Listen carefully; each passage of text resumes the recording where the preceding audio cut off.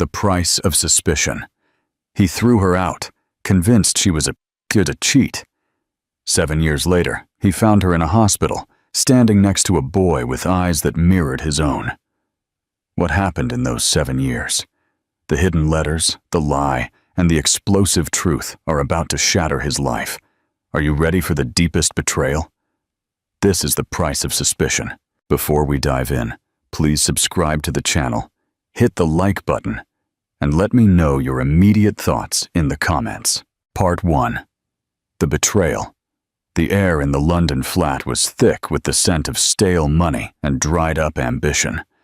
The bay windows were open, yet the air remained still.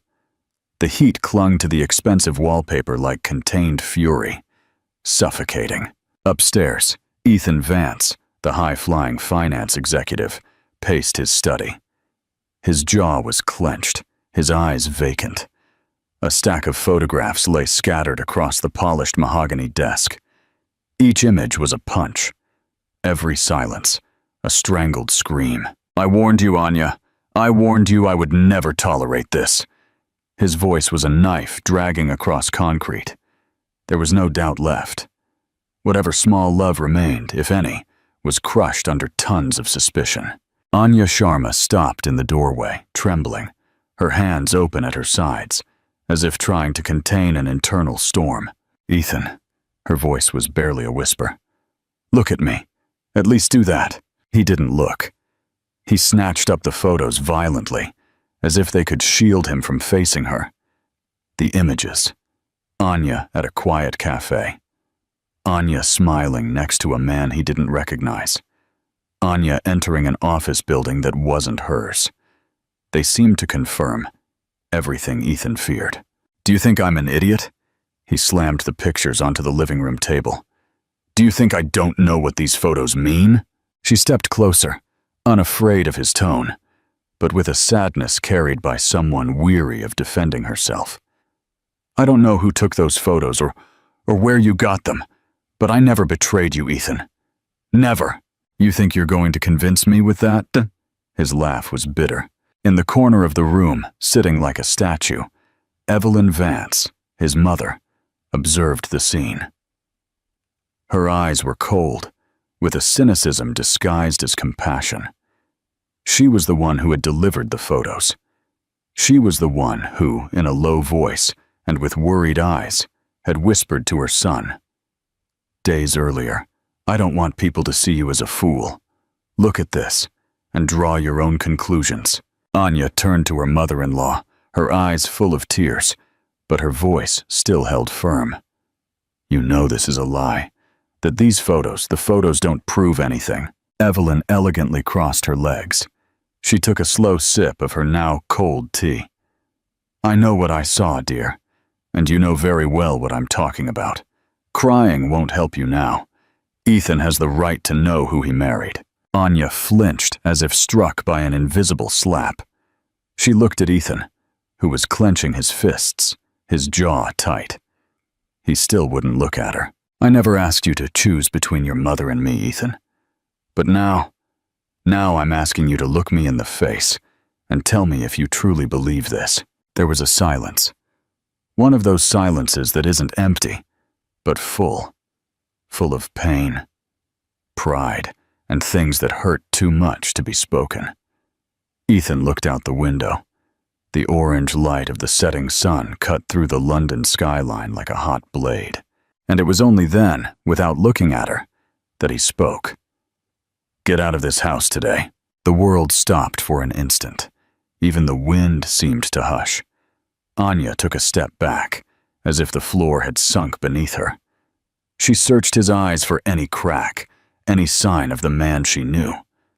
But there was only darkness. "Do you really want this? I don't want to live with someone who lies to me, who cheats behind my back, who smiles at me by day and betrays me by night." She shook her head slowly, like someone watching another drown without being able to reach them. Her gaze was now dry, but her whole body trembled. A short laugh escaped her lips. "Do you truly believe I would be capable of that to you? It doesn't matter anymore." He picked up a pen and threw the divorce papers onto the table. Just sign." Anya didn't reply. She walked to the armchair. She sat in silence and read every line. Her fingers hesitated as she picked up the pen. For a moment, Ethan thought she would refuse, cause a scene, or scream. But no. She signed. The sound of the pen scratching the paper was louder than any cry. Evelyn stood up, satisfied. The play was over. Anya rose. She walked to the staircase. She picked up a suitcase that was already packed, as if she had anticipated everything, and stopped at the door. She didn't look at her mother-in-law. She didn't look at the room. Only at Ethan. Her voice was low, almost broken, but firm. "Someday you will realize what you chose to believe." And she left. The door closed with a dry bang, like the end of a chapter no one wanted to write. Inside, Ethan stood motionless, staring at the wooden door. Inside, his heart was still burning, but there was something strange about that fire. Something that hurt more than rage. Something that was, perhaps, doubt. But he didn't know it yet. Not yet. What would you have done in Anya's place? Share your first reactions below. Don't forget to like this video and subscribe for the shocking revelations coming next. Part 2. The Re-Encounter. Night fell over London with a suffocating weight, and the house, now without Anya, felt bigger. Empty, as if the rooms knew something essential had left and wouldn't return soon. Years later, the memory of that afternoon still repeated in Ethan's dreams with the precision of a trained nightmare. He always woke up at the same part, the door closing, the suitcase going down the steps, the click of the lock, and a silence that seemed to live inside him even today. It was an ordinary day, one of those that promises nothing and ends up changing everything. That Ethan walked into St. Jude's Hospital in Manchester. He was there to accompany a client from his firm who had felt unwell during a meeting. He didn't even know the hospital, but the name sounded familiar. St. Jude's. A word. Hope. He had avoided for a long time. As he waited in the lobby, a disinfectant aroma mixed with the bittersweet smell of plastic flowers filled the air. Children cried in some corner, nurses hurried past with clipboards, and a constant murmur permeated the place with an invisible tension. Ethan was trying not to sink into his own thoughts when something, or someone, froze him. She passed without seeing him, a staff badge hanging from her neck, a clipboard pressed against her chest, and her hair pulled back in a hurried bun. Anya. The world seemed to tilt sideways. It wasn't a memory. It wasn't an hallucination. It was her.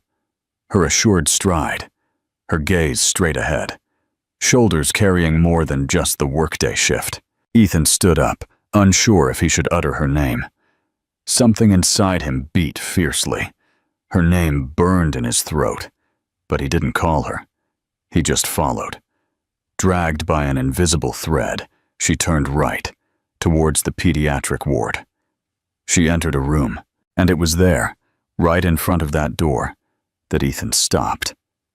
And he saw a boy, alone, sitting on a high bench, his feet dangling in the air as if counting the seconds. His face was turned slightly. His eyebrows were arched in a familiar way, the same type of nose, the chin tilted a little. But what froze Ethan was his gaze. That gaze. It was like seeing himself at 8 years old. The boy saw him too, and stared back, without fear, as if time had stopped for the two of them to study each other. The boy's eyes narrowed, as if trying to fit an impossible memory. Ethan felt a punch in the chest. It couldn't be. Oh yes. The door opened. Anya came out with a file in her hand, and froze when she saw him. Her eyes widened, her body tensed. For a second, neither of them said anything. The silence of the hospital seemed to absorb even the sounds around them. "Ethan?" she said. in a tone that was more shock than nostalgia. He opened his mouth, but no words came out. He looked at the boy again, then at her. It took an effort to say, "Is he my son?" His voice came out rough, almost breathless, as if it had been stored for years in a locked box. Anya didn't reply immediately. Her face hardened as if she were putting on a mask. Her eyes, once soft, now held something like steel. Still, they trembled. She took a breath. "Yes, he is." Ethan leaned his hand on the back of a chair. He needed to hold on to something. The boy was still watching them, with a curiosity only children have, and a silence that hurt more than screams. "Why, Anya?" she started, but interrupted herself. He wanted to ask everything at once. "Why did you never tell me? Why did you disappear?" "Because now." Anya looked down and spoke before he could ask. "That changes nothing, Ethan." The words were cold, like someone building a wall before the other tries to climb it. She took a step forward, as if to end the conversation. The boy instinctively stood up. He ran to her and grabbed her hand. "Mom?" She lowered her face and smiled at him, a forced smile, but still tender. "It's all right, Noah. This man, I know him from a long time ago." Ethan felt a knot as he heard the name. "Noah?" He opened his mouth but couldn't say anything. Anya looked at him again. There was pain in her eyes, but also a firmness he had never seen. She was the woman he knew, and another woman at the same time, one who had been forced to become stronger than she wanted. "He needs some tests, and I have work to do," she said with a cutting tone. "Anya, wait." Ethan took a step. "I don't understand. Why you?" "Not here," she interrupted. "Not in front of him." Her voice came out in a dry whisper, her eyes allowed no rebuttal. Noah was still watching them, his brow furrowed, trying to understand what this man meant. It had been made clear. But children don't reason with logic. They feel. And at that moment, Ethan saw something even more devastating. The boy trusted her, completely. And he was a stranger. "Can I see him again?" Anya pursed her lips, thoughtful. Her heart was at war with caution. Then she said quietly, "He has anemia. We'll be back on Friday. If you're still here, maybe." She turned and walked away down the corridor. Noah looked back once more, and Ethan, for the first time in years, felt excluded from something that was his, something that carried his blood, his name, but not his history. He stood there, motionless, the echo of their footsteps fading into the distance. The name Noah swirled in his mind like a bell that wouldn't stop ringing. And in his chest, an emptiness, one that time doesn't heal. Only truth does. How do you think Ethan will react to this devastating discovery? What would be your first move if you were in his shoes? Comment your most sincere emotions. Don't forget to hit that like button and subscribe for the next part of this emotional roller coaster. Part 3. The Confession and the Choice. That night, Ethan didn't go home. He drove aimlessly through the streets of Manchester until the city was just a blur in the rearview mirror. He parked at a high point, where he could see the rooftops like puzzle pieces scattered in the dark. And he stayed there, hands trembling on the steering wheel, his mind filled with a presence that was no longer just a memory. It was flesh. It was voice.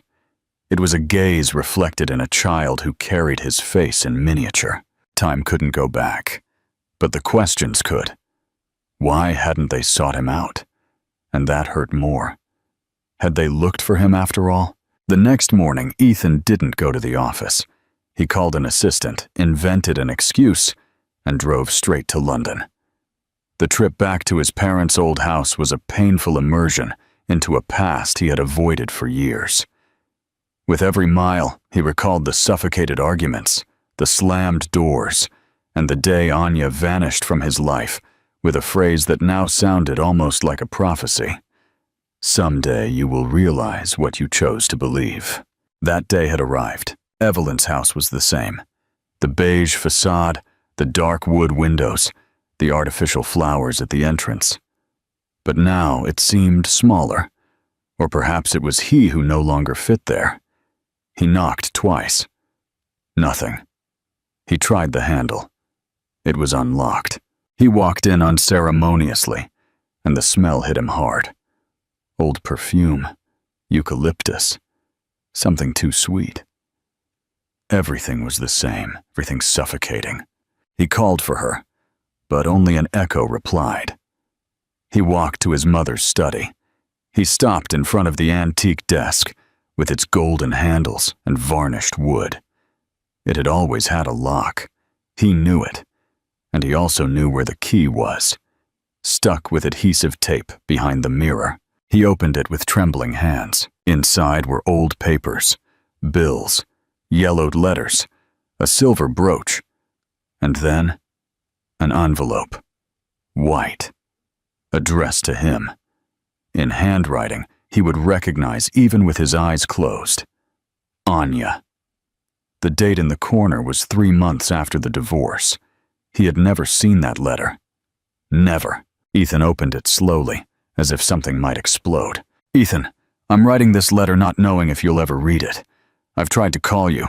I even went to your door, but Evelyn said you were out. Maybe you are, or maybe you just don't want to see me. I'd understand.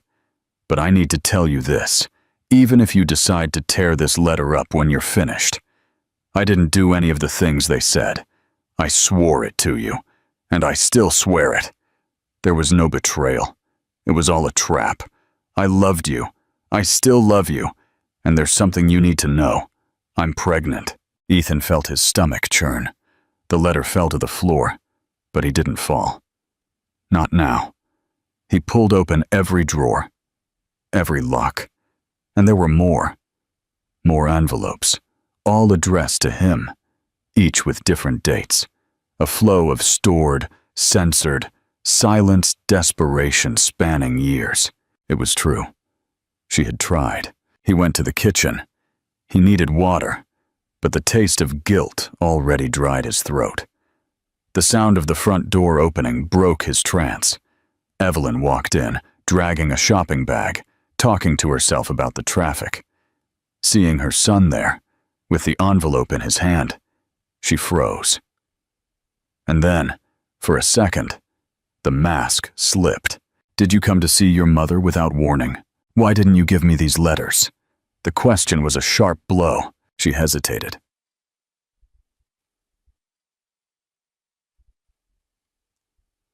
What letters? Ethan showed her the envelope. Anya's name clearly written on the front. His hands were trembling, but his gaze was firmer than ever. Don't lie, not now. Evelyn composed herself. She went to the sink, took a glass, filled it with water, drank, and then let it out. I did what was best for you. Best? His voice rose. Hiding that I had a son was best? She turned fully. There was a bitter shadow in her eyes. That woman would have destroyed your life. You were blind for her. I had to open your eyes. And for that, you lied. You separated me from her. You kept me from my own son. Evelyn stepped closer, as if trying to calm an injured animal. Ethan, she was going to drag you into a life of misery. You were about to leave everything for her. Your career, your future, for a woman who had no family. She had me! The shout echoed through the house. A heavy silence fell between them. Ethan's breathing was ragged, as if every revealed truth was stealing his air. He looked at his mother as if he had never truly seen her. You destroyed everything. She tried to take his hand. He pulled away. Get out of my way! Get out, Evelyn! The door slammed shut behind him with an ancient fury. The same fury with which, years earlier, he himself had thrown Anya out. History repeated itself, but now he was on the other side. The chilling truth is revealed. How do you think Ethan will confront this devastating betrayal from his own mother? What would you do in his place? Comment your strongest emotions. Don't forget to like this video and subscribe for the next emotional chapter. Part 4. The Sacrifice and the Hope. He drove back to Manchester like a man on fire, eyes fixed on the road, his mind a whirlwind of images. The letter, the boy, Anya's gaze when she said, "That changes nothing." He arrived at his own house like someone invading an alien place. He needed to see more, to know everything. He searched through old boxes, forgotten accounts. He found the old landline phone number he used back then. And then, a call history. Several missed calls, a number he didn't recognize. When he dialed it on his mobile, the name that appeared was like a punch to the chest. Anya.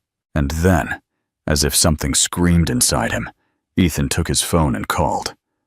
She answered on the third ring. "Ethan?" Her voice wasn't surprised. It was hard. She had been expecting it. "I found the letters. Silence. My mother. She lied to me. She broke everything. She stopped me from knowing." Anya didn't respond. He continued. "You tried to tell me. You tried. And I wouldn't listen." His voice broke. For the first time, he wept. On the other side, the sound of her breath. And then, a sentence that was not a pardon, but not a punishment either. "Do you understand it now?" Yes. Now he understood. But understanding was only the beginning. 2 days later, Ethan was back at St. Jude's Hospital. Not by chance, not by fate, but by urgency. Anya had called him. Her voice was steady, but her eyes in the video call showed what her mouth didn't say. Noah was sick. An infection had progressed too quickly. His body wasn't responding well to antibiotics, and blood tests revealed a worrying pattern. The diagnosis hit like a punch. Severe aplastic anemia. The rare kind. The kind where the body stops producing blood cells. The kind that needs a donor. Ethan arrived at the hospital before dawn. Sleepless. Unsure if he still had the right to be there. But with an unwavering certainty that he couldn't not be there. Anya was waiting for him at the entrance to the pediatric area, her hair down, her eyes sunken. Seeing him, she said nothing. There was no hug, no reproach, just a slight nod. "He's asleep," she said, guiding Ethan down the silent corridor. The room was small, but clean. Beige curtains, a side table, a worn armchair next to the bed where Noah slept, his arm connected to the IV line. The boy's pallor pained his eyes. Ethan couldn't recognize the child who had looked at him with distrust days ago. This little boy now seemed too fragile to carry any judgment. "The doctor said the transplant must be soon. We need compatibility." Ethan just nodded. He didn't ask what he already knew. He didn't make a scene. He simply offered his arm, his vein, his blood. The tests were done that same day, and by late afternoon, the confirmation, compatible. Anya didn't cry when she heard it, but her breath hitched for an instant, as if something inside her had finally dropped its guard. "Do you want to stay with him tonight?" she asked, her voice hoarse, leaning on the doorframe. "I want to," Ethan replied. That night, he sat beside the bed, a thin blanket over his legs, his gaze fixed on the boy's face. He still didn't know if he could call him son without invading something sacred. But inside him, that place was already occupied. Completely. Anya slept in the waiting room. Ethan, alone with the boy, took his phone. He opened old audio files, conversations he no longer answered. He searched around the time of the divorce. He found an audio from Anya he had never listened to. It was there, unplayed, dated 2 days after her departure. He pressed play. "Ethan, I know you won't listen to me, but I need to say this. I loved you. Your mother. She lied to you. And I tried. I swear, I tried to make you see, but now it's not up to me anymore. I'm tired. But I wanted you to know that what we had was real, even if it ended like this." Ethan closed his eyes. Her voice was a punch, a nostalgia soaked in pain. Time was giving him everything back now, in slow motion. The coldness with which he doubted, the yelling, the divorce signed with arrogance. All that time. She had told the truth. He opened his phone gallery. He searched for photos. He learned to see the details. Anya smiling with him at an old restaurant, her hand on her belly. Months before the end. A photo he had ignored.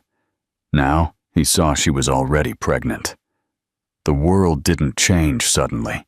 It was he who hadn't known how to look. On the morning of this procedure, the hospital seemed frozen in a special silence. Ethan changed. He lay down on the gurney. He received local anesthesia. The process wouldn't be simple, but he didn't hesitate. The needle penetrated his marrow, extracting the most intimate part of his body, and he accepted every second of pain as part of the sentence. In the next room, Anya waited, alone. Shoulders slumped, eyes red, not from the illness. She dealt with that like a mother, but from his presence. Now, here, giving himself. Too late to erase the past. Too soon to promise a future. "He's going to be fine," the doctor said hours later. "With time, his body will react and get better." Ethan walked out of the room, pale, unsteady, but with a genuinely sincere smile for the first time. "Thank you," Anya whispered, unable to look at him for long. "I'm the one who thanks you for letting me help." In the room, Noah woke up. He looked at both of them, still groggy. "Mom, who is he?" The question came without resentment, only curiosity. Anya took his hand. She looked at Ethan, as if asking permission. He nodded with an almost imperceptible gesture. "He is someone who cares very much about you, and who is here for you." Noah didn't respond. He just closed his eyes, tired. He turned his face to the side, and Ethan approached carefully. He stroked his hair with his fingertips, with a reverent respect, as if he were glass, as if he were his. In that touch, he felt something different. It wasn't remorse, nor guilt. It was a kind of love that hurt, a critical decision made, a life saved, and the first steps toward a new kind of family. What do you think this act of sacrifice means for the future of Ethan and Anya? What would you do in his place? Comment your sincere emotions. Don't forget to like this video and subscribe for the emotional path ahead. Conclusion: the silent promise. The next night, Ethan returned home. His body still felt the extraction, but the pain that mattered was different. He picked up his phone and replayed the audio. Then he opened a messaging app and found his last conversation with Anya, dated 3 years ago. A happy birthday that she never replied to. Now he wrote, his fingers trembling. "Anya, I'm here. I won't leave again." And he set the phone aside. He didn't expect an answer. He wasn't asking for forgiveness. He just wanted to stay. For the first time, the pain of the guilt he had finally understood didn't disappear. It transformed into a silent plea, into a gesture, into a presence, given with blood. Why? Sometimes love doesn't return as it was. It returns as an opportunity. The hospital was asleep, but not everyone was resting. In the back courtyard, where few passed at night, there was a wooden bench, warped by time. Ethan was sitting there, his coat open over his shoulders, his hands clasped, his gaze lost in a darkness that offered no answers. The city breathed in the distance, indifferent. The headlights of cars cut across the silent road. But for him, the whole world narrowed down to that faint light over the emergency room door, and to what Anya still hadn't said, or what she no longer wanted to say. He heard footsteps before he saw her. She wasn't running, nor hesitating, just walking. like someone who knows she has to be there, even if she doesn't know why yet. Seeing him, she said nothing. She stopped a meter away, her arms crossed. Her expression was tired, but there was no anger in her eyes, only exhaustion, only defense. He gestured with his head, offering her a space on the bench. She hesitated, then sat down, but far enough away to make it clear it wasn't intimacy. It was just a need to listen. "I haven't slept since the day I saw you two," Ethan said softly, without drama. "Since that first look from Noah, I've never seen anything so clearly." Anya didn't reply. Her breathing was slow, heavy, but he continued. "I'm not saying this to ask for forgiveness. I know it changes nothing. But there is something that hurts me more than anything else. It's that I saw what he needed, and I saw that it wasn't me." She looked straight ahead, not facing him. "And you still came?" "Yes." "Why?" "Because I would do anything for him, and for both of you, if you would let me." She let out a brief laugh. There was no humor in it, only disbelief. "Ethan, you had years to wake up, and now you show up after everything, expecting me to simply accept it." He turned his face to her, his eyes full of a weariness that wasn't physical. "I don't expect you to accept it, only to listen. Let me speak now. You've been talking alone for years." Anya shifted on the bench, uncomfortable with the weight of his words, but she didn't interrupt. "I was weak. I let myself be carried away by anger, by pride, by my mother, and that's not an excuse. It's cowardice, pure and simple. I chose to believe what prevented me from thinking. It was easier to blame you than to admit that perhaps the mistake was mine." She hugged herself, as if needing protection. "You trusted me enough to call me for Noah." Ethan's voice cracked, but he continued. "And I can't pretend that doesn't mean anything, because even with everything they did to you, with everything I did, you still let a part of me be near him. That says more than any 'I'm sorry.'" "I came for him," she said, looking at him for the first time. "And when all this passes, I'll leave again." There was silence. One of those silences that hurt. Ethan lowered his head, his voice softer than ever. "Then let me make this right. Let me show you that if I had known the truth, I would have stayed. Let me show you that if I had known he existed, I would have done everything differently, that I wouldn't have let go of your hand."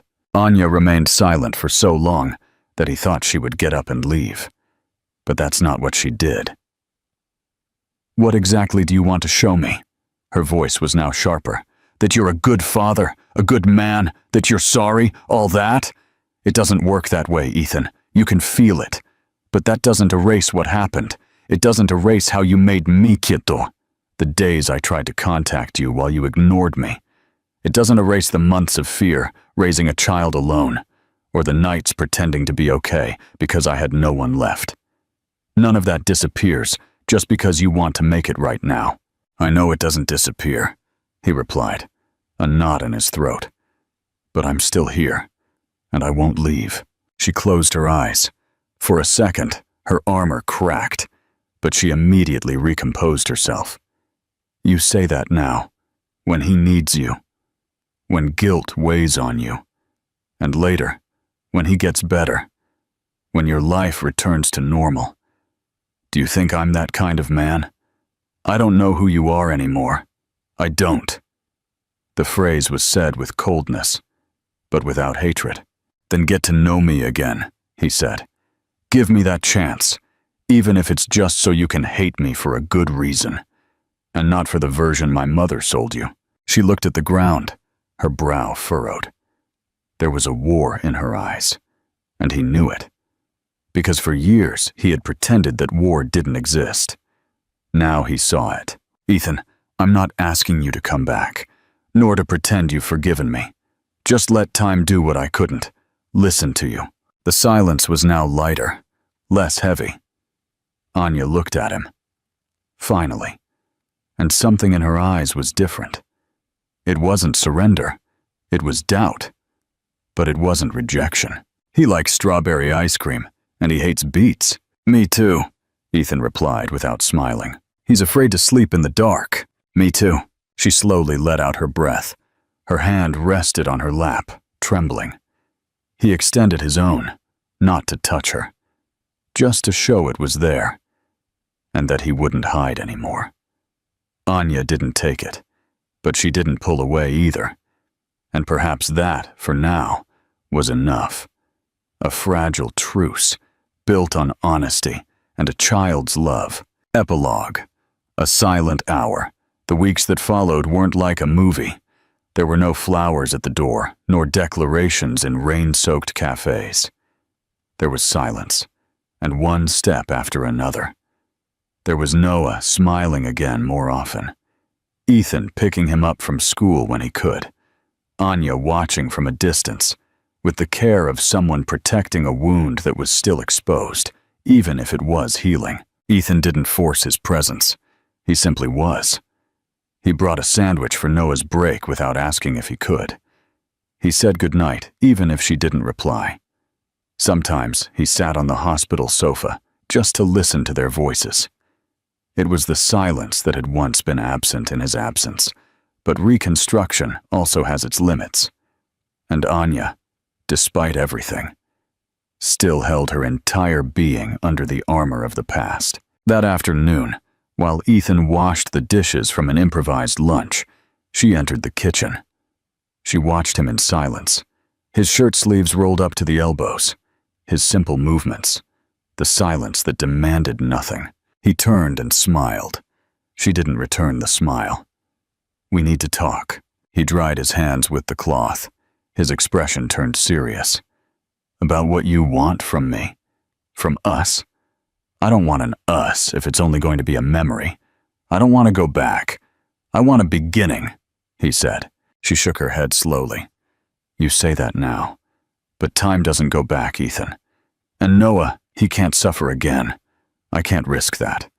Can you love me today? But what about tomorrow?" Ethan approached, not quickly, not dramatically, but calmly, like someone who respects the pain of the person in front of him. "Tomorrow, I don't know, but today, I am here. And tomorrow, I will choose to be here again. And the day after tomorrow, too. Not out of obligation, but because every day I spend near him and near you reminds me of what I lost and what I can still build if you let me, if you let." She didn't back away, but she didn't yield either. She just closed her eyes for an instant, as if searching for air. "You say that as if it were simple. It's not. So why does it seem so light to you?" "Because I already lived the worst, and I discovered that the worst wasn't losing you. It was not having listened to you, never having read your letters, not having held Noah in my arms when he was born. The worst was knowing that all of that could have been different, and that it was my fault. Carrying that isn't light. But being here is the only thing that makes the weight bearable." She looked at him in a way that mixed fear and tenderness, the same expression of someone who sees the rain coming and wants to stay. But fear's getting wet again. "What if I tell you I can't believe you anymore? I won't try to convince you. I'll just be. I'll listen to you. I'll give you time." He moved a little closer. He didn't touch her. He just held out his hand. A simple gesture, without demand. She hesitated, looked at his hand, looked at him, looked at the floor. And for the first time, she didn't retreat. She let her own trembling hand find his. The contact was light, but enough. Ethan squeezed it gently. She didn't pull away. "I don't promise the world, Anya, but I promise to listen to you. And if one day you leave, it will be because you decided to. Never again because I closed my eyes." She looked down. A tear fell, silent, without warning. He didn't wipe it away. He said nothing. He just remained there, holding her hand, with the exact firmness of someone who knows that love is not conquered. It is cared for. And if you can't forgive, I won't ask that of you. Just that one day you managed to live without this hurting you so much. She felt it. Still in silence. And something in that gesture wasn't a yes, but it wasn't a no either. It was just presence. And as he had said before, sometimes that is enough. That night, she stayed. She didn't sleep in her own room. She slept with Noah, as in the most difficult days. But she let Ethan read him a story before the boy fell asleep. He sat on the edge of the bed, listening to his voice tremble at first, then firm, then surrendered. "Daddy," Noah whispered at the end, drowsy. "Ethan!" He stopped. His heart pounded. Anya looked at him and said nothing. But she bit her lip to contain something she didn't know was pain or relief. "I'm here, son," Ethan replied. It was the first time he heard that word, and it seemed that life had finally given him permission to deserve it. Anya left the room without saying more. She went to the living room, sat on the sofa, turned on the dimmest light. Ethan arrived minutes later. "Did you hear him?" He chose to call me that. "Trust, sir." "Trust." She looked away. The armor was gone. Only a woman who carried too much pain, and who now saw hope on the other side. "Tomorrow is going to hurt," she said. "Because tomorrow it will feel like everything could end again. And if it ends, it won't be your fault. But I will be here, as long as you let me." She rested her head on his shoulder. It wasn't a new beginning. It was just a rest, an interval, an hour. And in that instant, that was enough. The sky outside was already beginning to change. A muted blue tone appeared on the horizon, slowly pushing the night out of the room. Ethan adjusted the pillow under Noah's head and gently laid him down. Then he got up, slowly stretching his legs.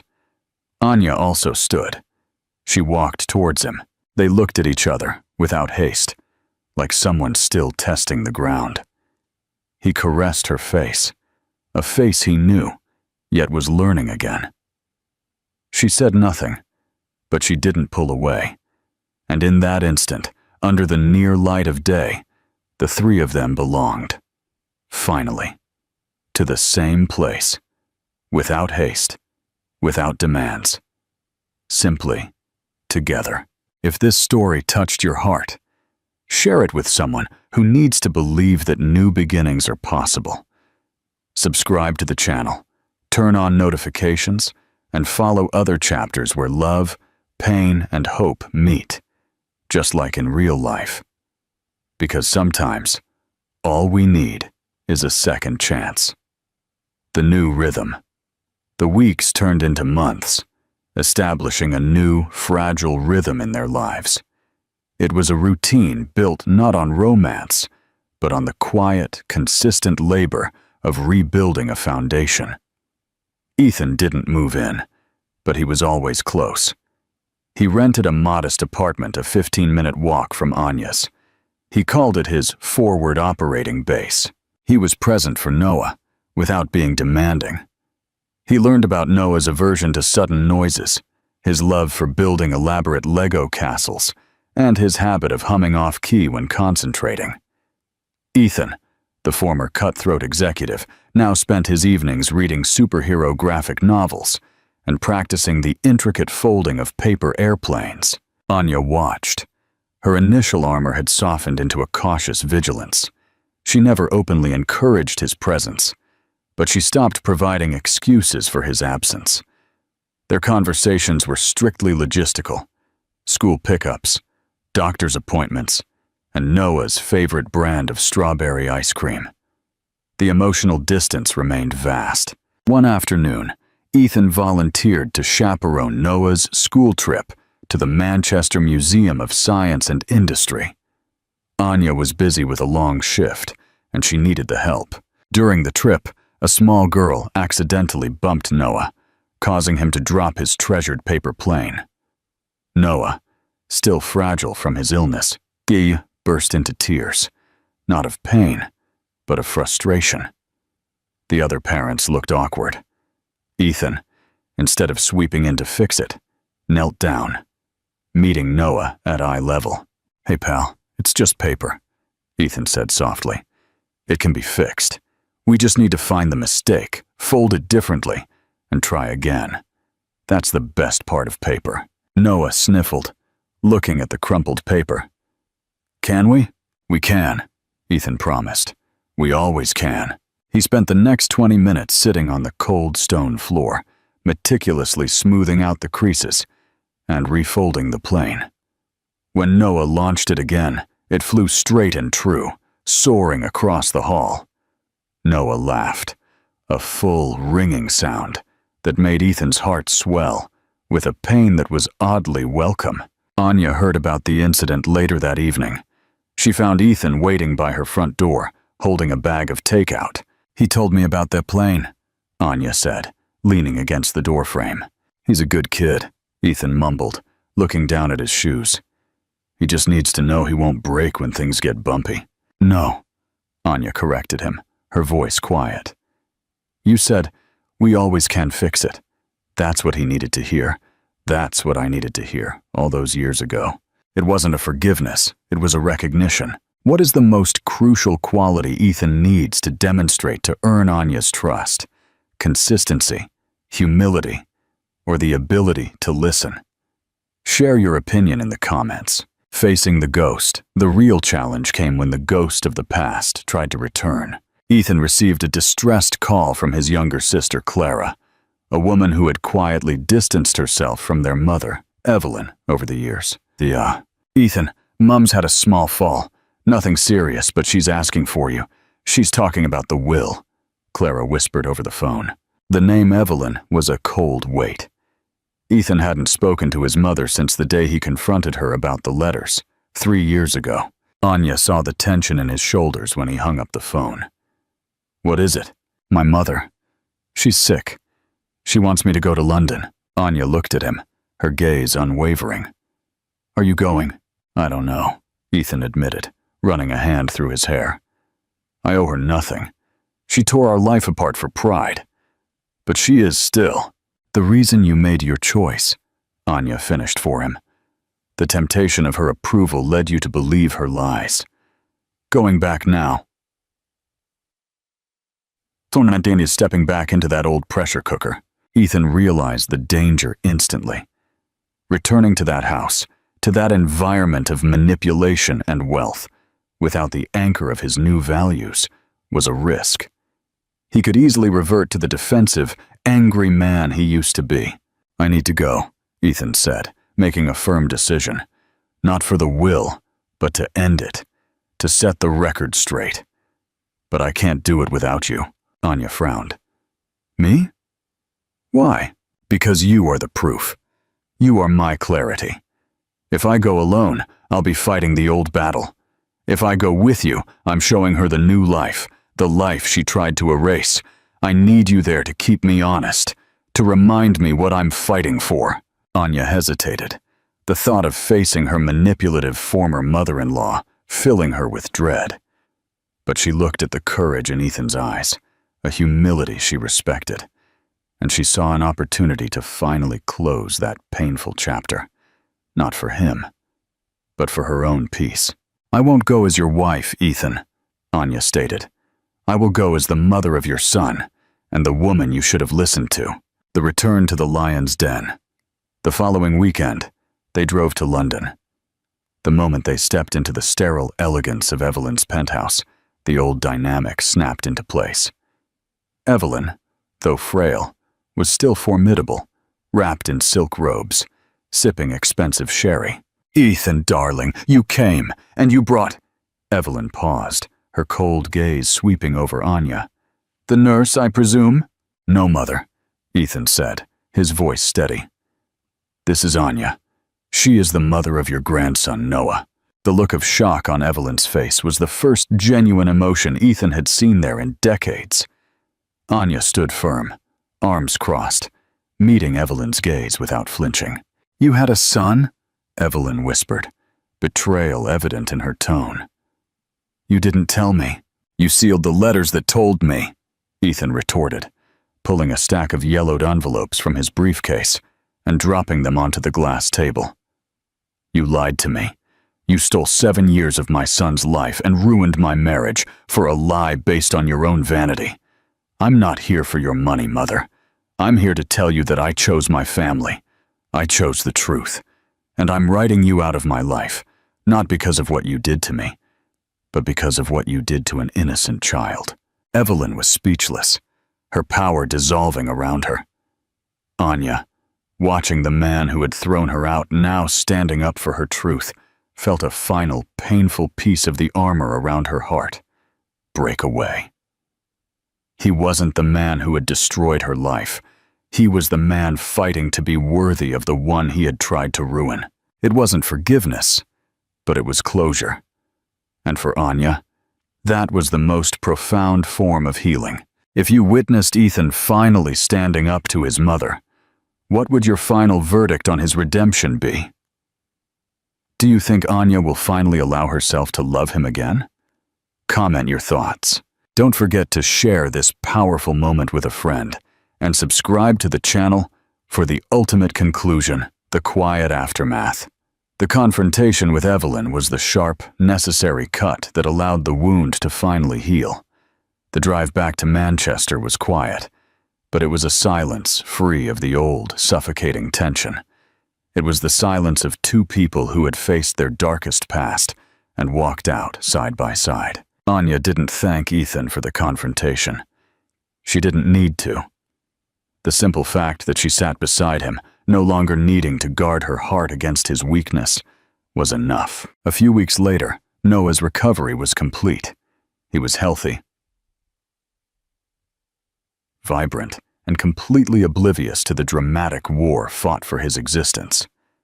The small miracle of the bone marrow transplant was a constant, living reminder of Ethan's selfless act. One Saturday afternoon, Ethan was visiting.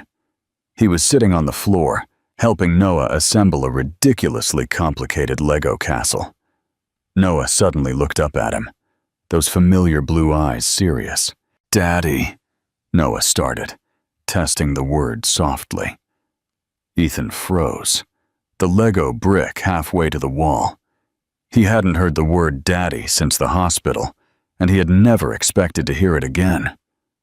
"You still look sad sometimes." Ethan forced a small smile. "Do I, pal? Sometimes I just think about things." "The broken airplane?" Noah asked, referring to the incident at the museum. "Something like that," Ethan admitted. Noah patted Ethan's arm with his small hand. "It's okay to break, Daddy. Mommy fixes everything." Ethan's throat tightened. He looked up and saw Anya standing in the doorway, watching them. Her expression was unreadable, a mixture of profound exhaustion and deep tenderness. What is the true meaning of Noah calling Ethan Daddy now? Is it forgiveness, acceptance, or the bridge needed to heal their parents' past? Share your thoughts. The kitchen conversation later.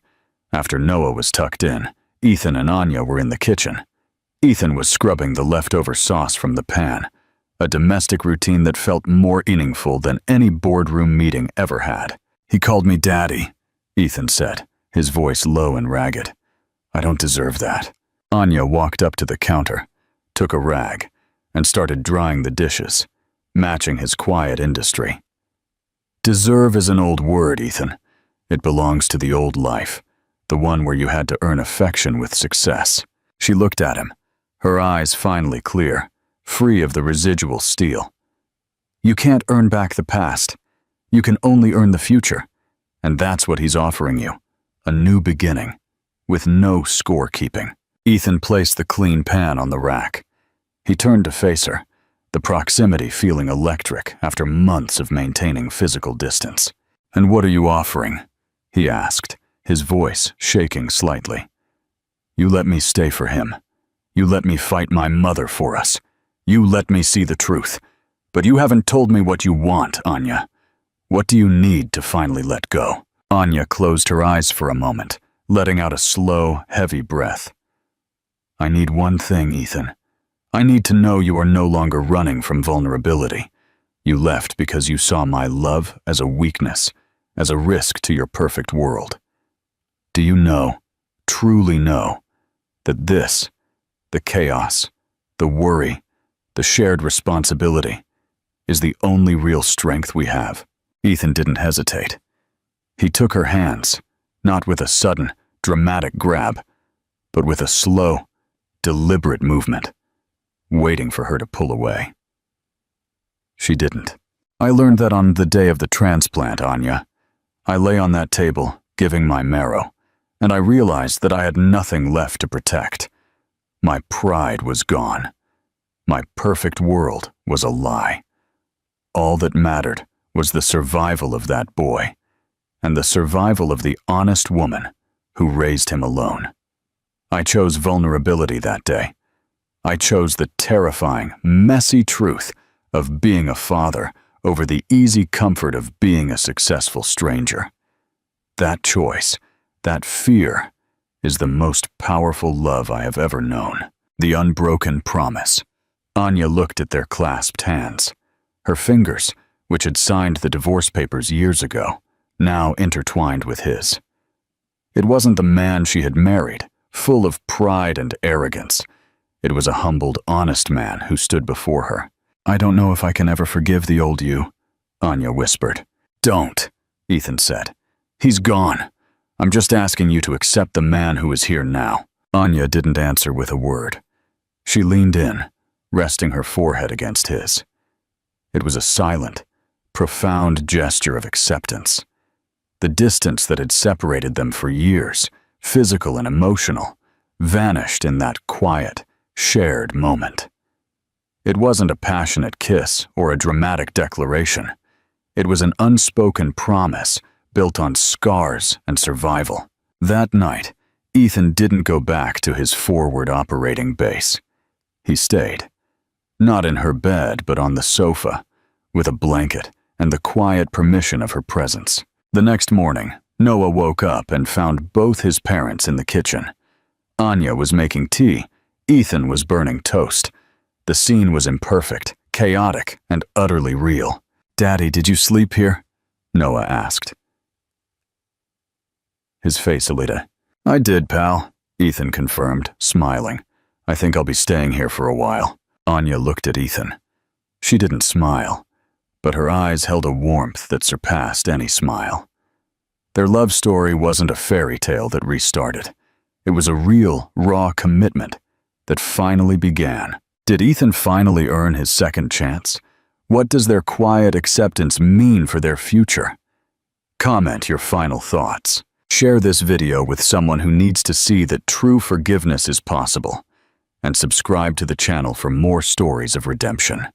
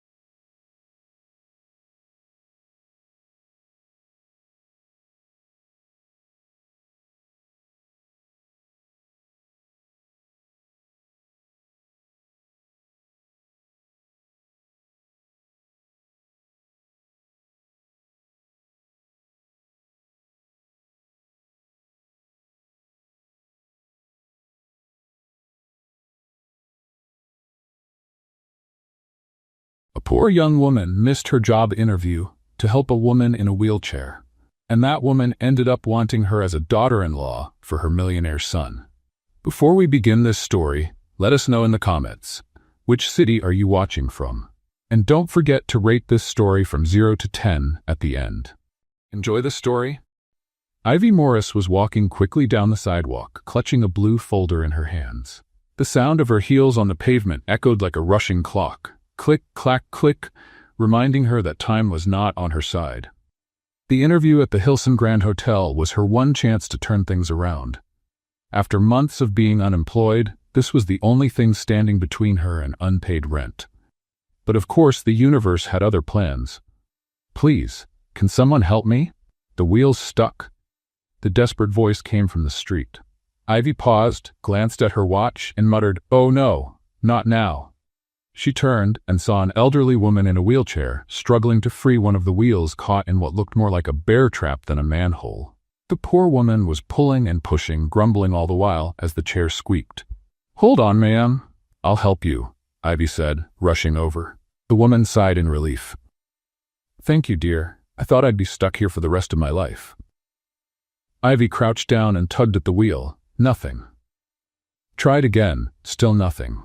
"What is this thing, a hole or a trap?" the woman chuckled. "Seems like fate wants us to become friends." Ivy huffed, pushing harder. Fate could have helped me get to that interview instead. After 5 long minutes and a leg muscle practically screaming for help, the wheel finally popped free with a loud clack that scared a nearby pigeon. "There you go, free as a bird," Ivy said, out of breath and sweating. "You're an angel, sweetheart. What's your name?" "Ivy Morris." "Nice to meet you, Ivy. I'm Elizabeth Cooper." "Pleasure to meet you, Mrs. Elizabeth. But now I really have to run or I'll miss my job interview."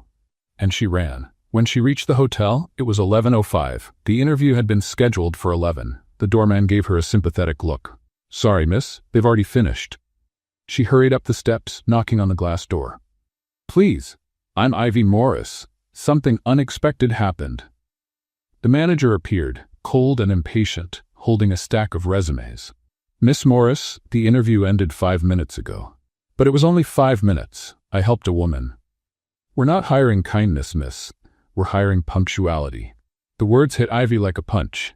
She had nothing to say. She just stood there, watching the man walk away.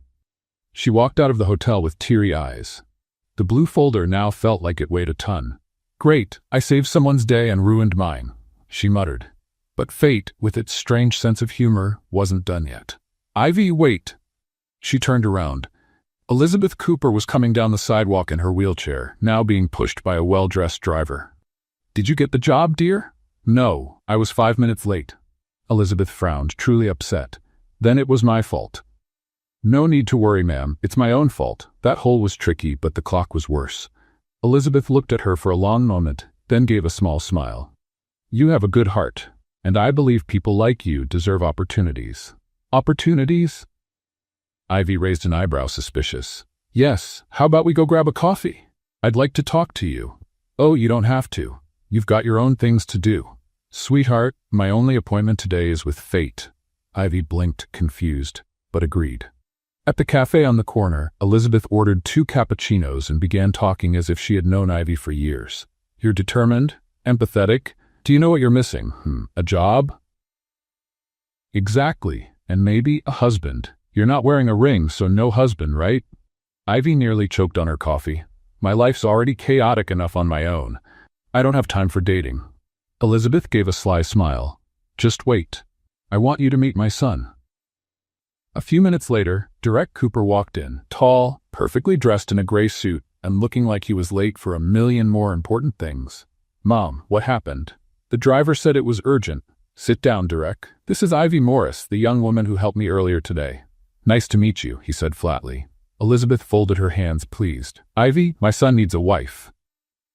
Silence. The 3 of them stared at each other. "Mom," Derek started, laughing in disbelief. "You're joking, right?" "No, I'm completely serious." "Serious? You brought in a complete stranger off the street to marry me?" Ivy raised her hands. "Oh no, wait a second. I just pulled a wheelchair out of a pothole. I'm not trying to marry anyone because of that." Elizabeth, calm and steady, replied, You help me without expecting anything in return. That says a lot about your character, and that's exactly what Derek needs, someone to remind him what it means to be human. Derek sighed, stunned. Mom, come on, I have a reputation, a company, a life. And you could lose all of it if you don't agree. His eyes widened. What did you just say? Exactly what you heard. If you don't agree to marry Ivy, you'll be removed from the board of Cooper Enterprises. That's blackmail, he shouted, jumping to his feet. Call it whatever you want, dear. I call it motherly love. Ivy stood frozen. Excuse me, is this a nightmare? Because it feels way too real. It's very real, sweetheart, Elizabeth answered with a calm smile, and it'll be great for both of you. Derek ran his hands over his face. This is completely insane. I don't even know this woman. Perfect. Then you'll have time to get to know her after the wedding. Ivy stood up, outraged. Mrs. Cooper, with all due respect, I am not marrying a complete stranger, especially not a grumpy stranger who clearly wishes he were on another planet. I really do wish I were somewhere else, Derek said, but I'm not grumpy. Then Elizabeth dropped the final bomb. Ivy, if you accept, I'll guarantee you a steady job, a good salary, and your own apartment. It's just a contract. No romance, unless you want it. Just a partnership. Ivy hesitated. The words steady job and salary sounded like music from heaven. She looked at Derek, who was shaking his head in disbelief. All right, she said, taking a deep breath, but it has to be temporary. Temporary? Derek repeated, horrified. You're seriously going along with this? Looks like you'll have to go along with it too. Elizabeth clapped her hands, delighted. Excellent. You two are getting married tomorrow. What? They both shouted at the same time. Elizabeth just smiled. Oh, you'll thank me later. Why, trust me. And at that very moment, Ivy Morris had the strange feeling she'd just been dropped into a romantic comedy, written by fate itself. The next morning, Ivy woke up thinking it had all been a crazy dream. But then her phone buzzed. It was a message from Elizabeth Cooper. The car is waiting for you.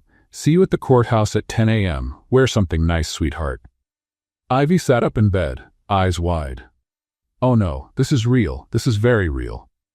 She jumped out of bed and ran to the closet. She flung open the doors and stared at her clothes like they were plotting against her. What do you even wear to a fake wedding with a grumpy billionaire? Is there a dress code for that? After 15 minutes of panic, she chose a simple beige dress, the only thing remotely presentable. Outside, a driver in a suit was waiting beside a black limousine. Ivy walked down the steps of her building, clutching her purse like a shield. Good morning, Miss Morris. Mrs. Cooper asked me to pick you up. Of course she did, Ivy muttered, climbing into the car.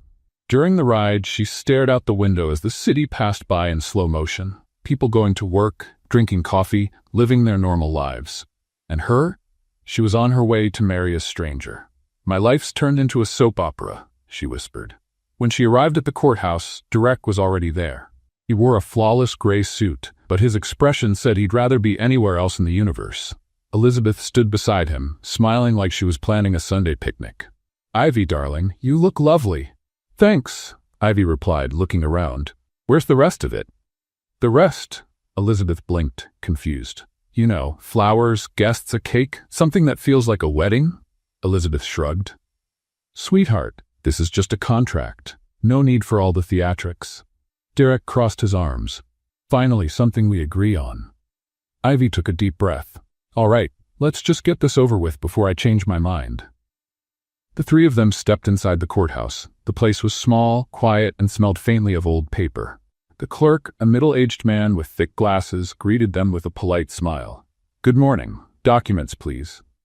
Elizabeth handed everything over with the efficiency of someone who had planned every detail. The clerk checked the papers, adjusted his glasses, and looked at Ivy and Derek. Any legal reason why this marriage cannot take place? Ivy opened her mouth to speak, but Elizabeth jumped in. None whatsoever. Derek let out a dramatic sigh. The clerk continued. Very well. Mr. Derek Alexander Cooper, do you take Miss Ivy Ann Morris as your lawful wife? Derek looked at his mother. Elizabeth gave a sweet smile, but her eyes clearly said, say yes or lose everything. He swallowed hard. I do. The official turned to Ivy. Miss Ivy Ann Morris, do you take Mr. Derek Alexander Cooper as your lawful husband? Ivy looked at Derek. He looked just as uncomfortable as she felt. For a moment she thought about running, but then she remembered the overdue rent, the pile of bills, the empty fridge. "I do," she said, almost in a whisper. "Perfect. Sign here, here, and here." Ivy took the pen. Her hand trembled slightly as she signed the document. Derek signed right after, with the same excitement as someone signing a parking ticket. The official stamped the papers with a loud thump. "Done. You are now husband and wife. You may kiss if you want." Awkward silence. Ivy and Derek looked at each other. "No, thank you," they said at the same time. Elizabeth let out a little laugh. "Oh, you two are adorable." "Mom, please," Derek muttered. As they left the office, Ivy was holding the marriage certificate like it was some alien document. "So, that's it. I'm officially married." Derek adjusted his tie. "Technically." Elizabeth clasped her hands, beaming. "Now let's go home. I have a surprise for you." Ivy frowned. "What kind of surprise?" "You're going to live together, of course," they both shouted. "Well, you're married. It would be strange to live apart, wouldn't it?" Derek ran a hand down his face. "Mom, that wasn't part of the deal." "Sweetheart, marriage is the deal, and couples live together." Ivy tried to argue. "But Mrs. Cooper, I have my own apartment. That tiny place with the leak in the ceiling? No, dear. You're going to live in the family penthouse." Derek rolled his eyes. This just keeps getting better. In the limousine on the way to the penthouse, the silence was deafening. Ivy looked out the window. Derek was on his phone, ignoring everything. Elizabeth, sitting between them, looked like the happiest person in the world. "You'll see. In a few months, you'll be thanking me." "I doubt it," Derek mumbled. Ivy sighed. "I still can't believe I did this." "Welcome to the club," Derek said, still staring at his phone. When they arrived at the penthouse, Ivy's jaw dropped. The place was enormous, floor-to-ceiling windows, a panoramic view of New York, modern and flawless decor. "This place is bigger than my whole building," Ivy said, amazed.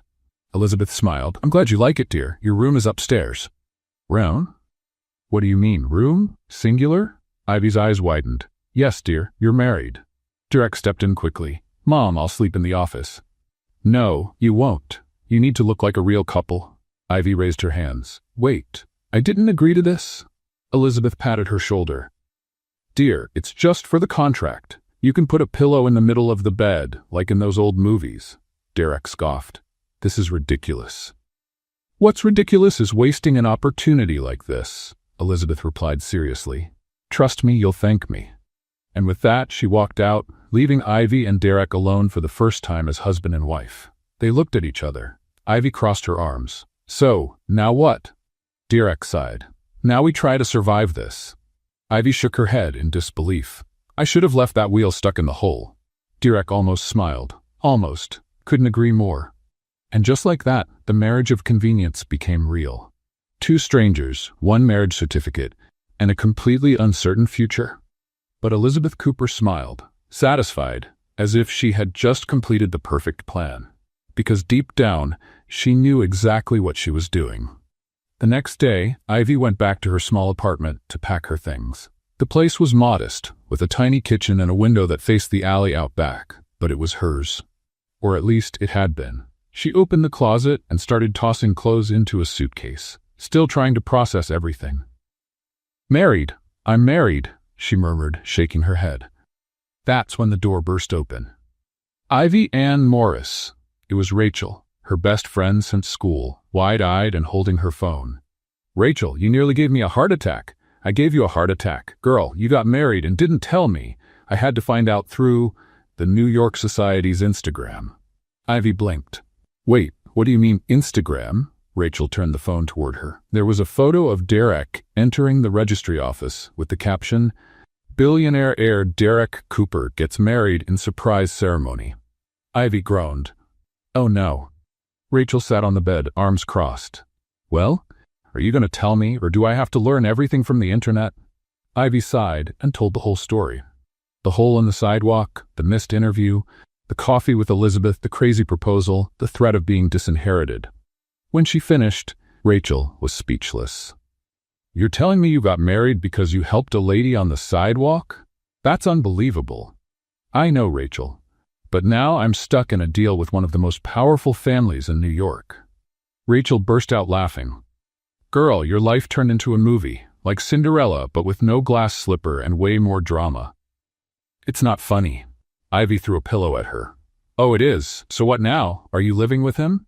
I already am, in the penthouse, with a panoramic view and everything. Rachel jumped up. I need to see this. No, you really don't. Yes, I do. Come on, take me there.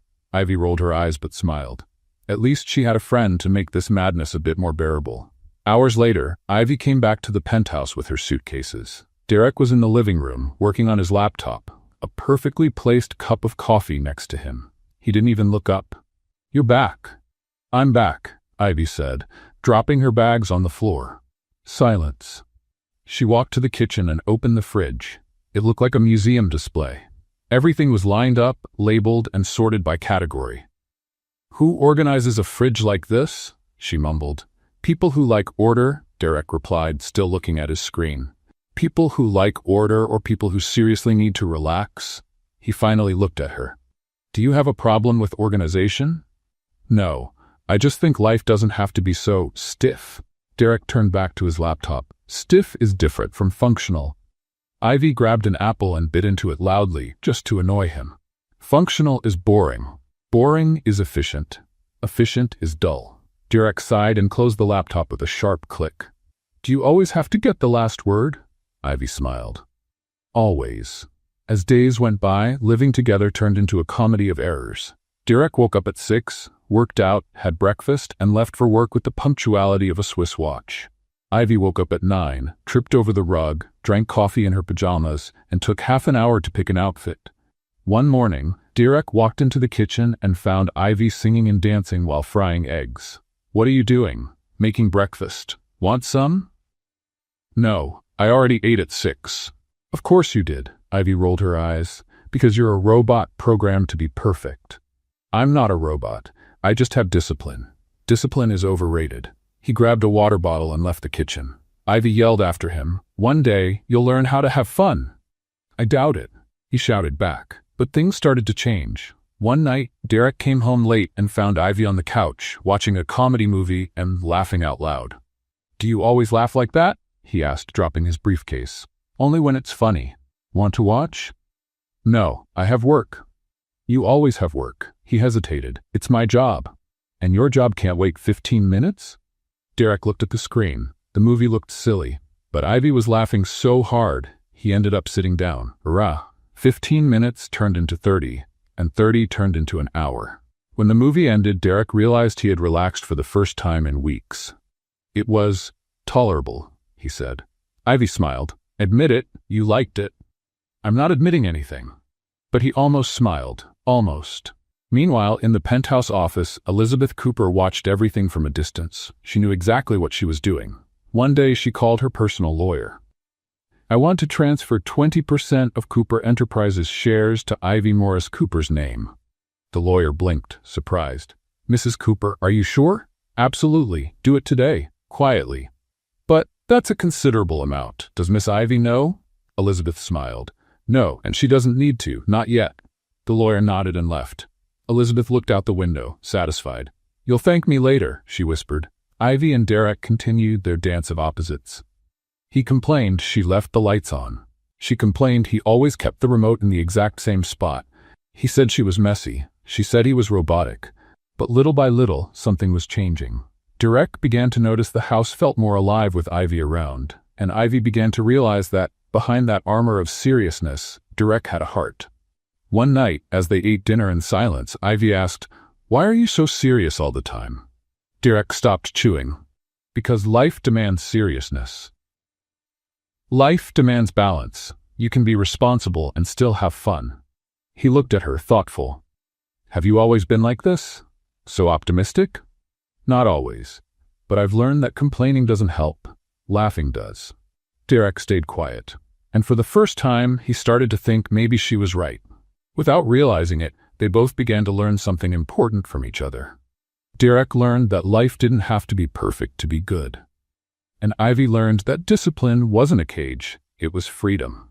Behind the scenes, Elizabeth Cooper watched everything, pleased. Her plan was going better than she expected, and without anyone knowing, she had already set the stage for something that would change everything. A few days later, Ivy started working at the Cooper Group's hotel. The Hilson Grand Hotel was grand and elegant, with crystal chandeliers, red carpets, and perfectly uniformed staff. Ivy walked through the main lobby, clutching her bag tightly. "Breathe, Ivy. You've got this," she whispered to herself. At the front desk, a middle-aged woman wearing glasses greeted her with a warm smile.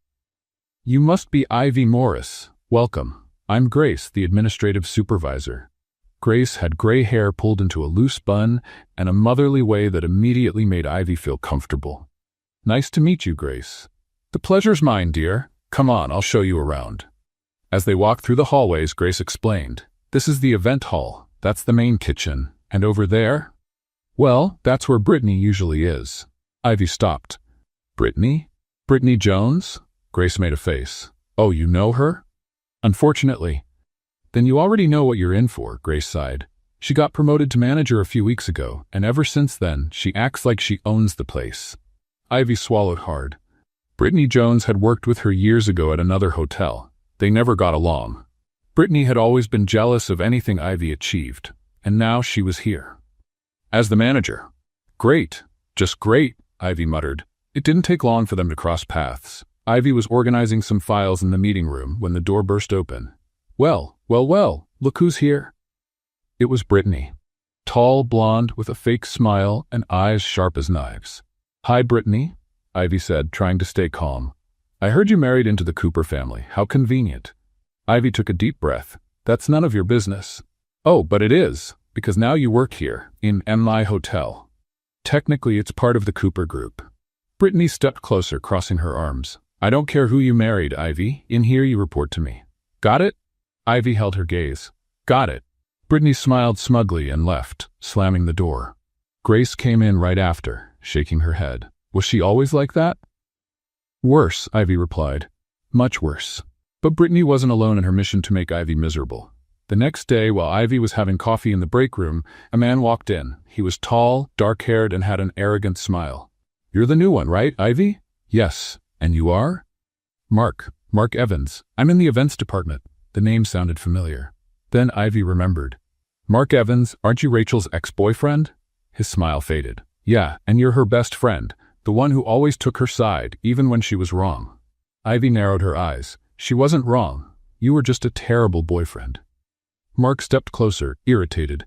"Watch what you say." "Or what? You'll tell the manager on me?" He gave her a sideways smirk. "Dangerous. I won't need to say a word. I'll just make sure your time here is unpleasant," and walked out. Grace, who had overheard everything from the doorway, walked in, shaking her head. "Oh boy. 2 enemies on your first day. That might be a record." Ivy sighed.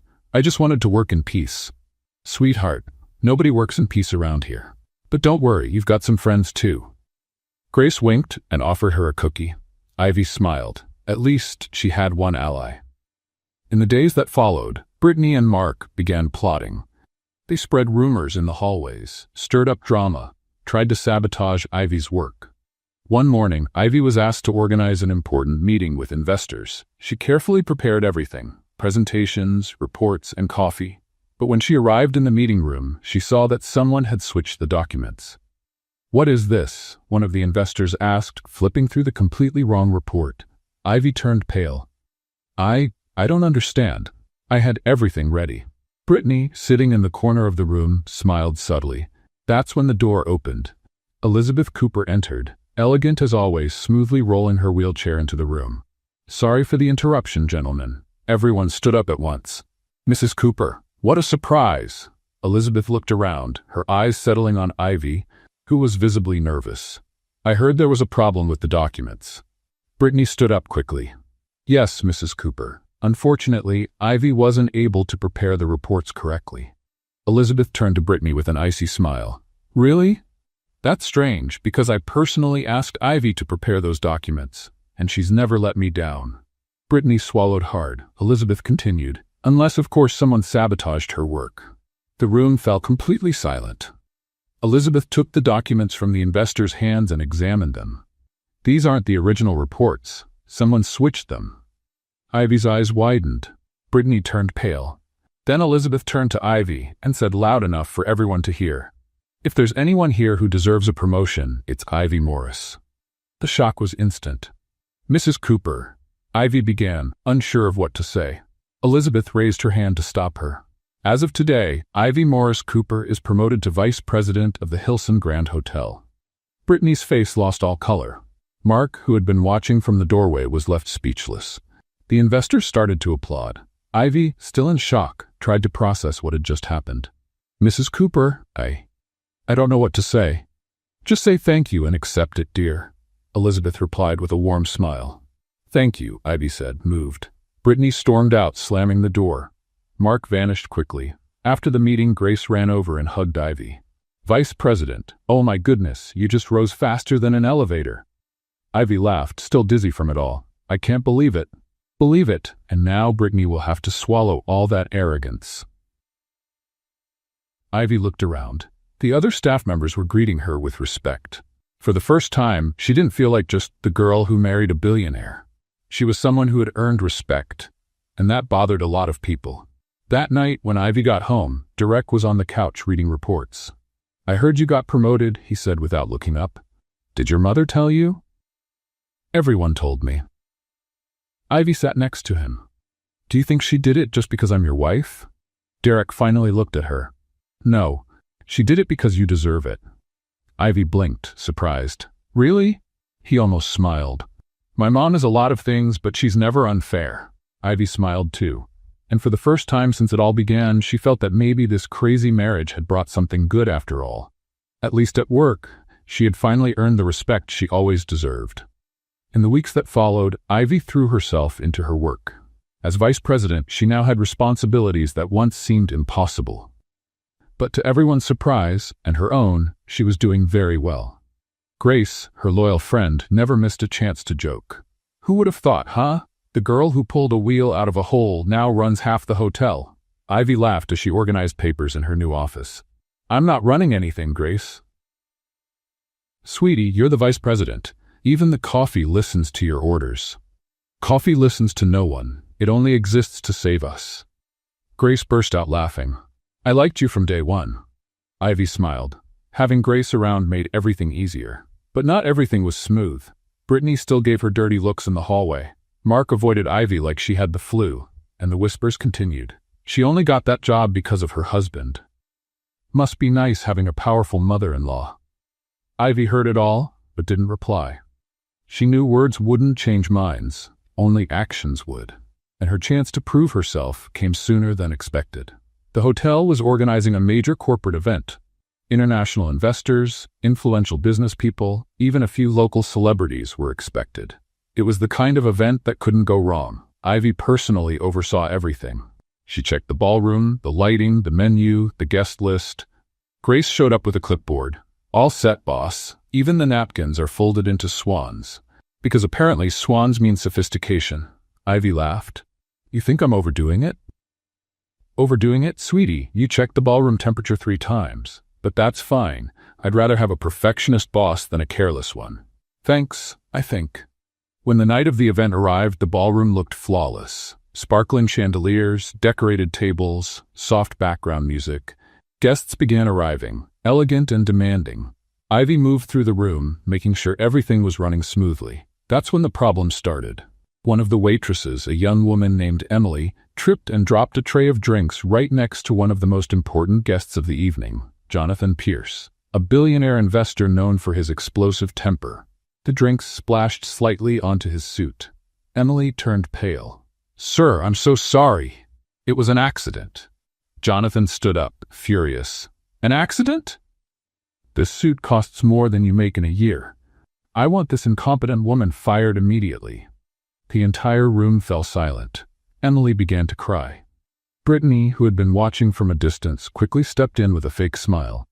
"Mr. Pierce, I apologize on behalf of the hotel. We'll take care of her dismissal right away." "Wait." Ivy's voice cut through the tension. She walked calmly to the center of the room. "Mr. Pierce, I understand your frustration, but before we make any decisions, I'd like to review what happened." Jonathan looked at her with impatience. "And who are you?" "Ivy Morris Cooper, vice president of the hotel."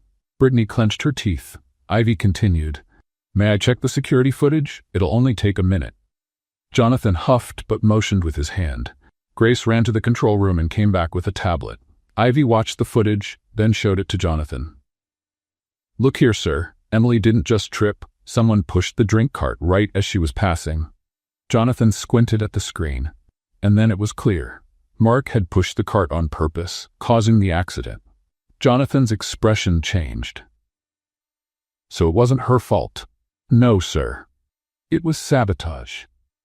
Ivy turned to Emily, who was still shaking. "You won't be fired. On the contrary, thank you for staying calm under pressure."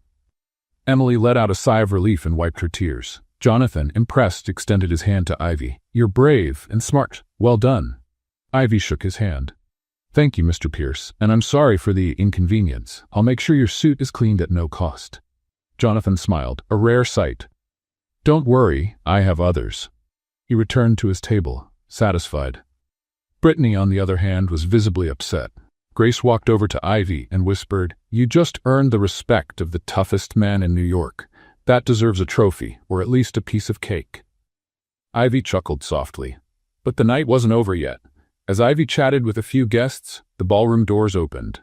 Elizabeth Cooper entered, as elegant as ever, pushed by her driver. The whole room turned to look.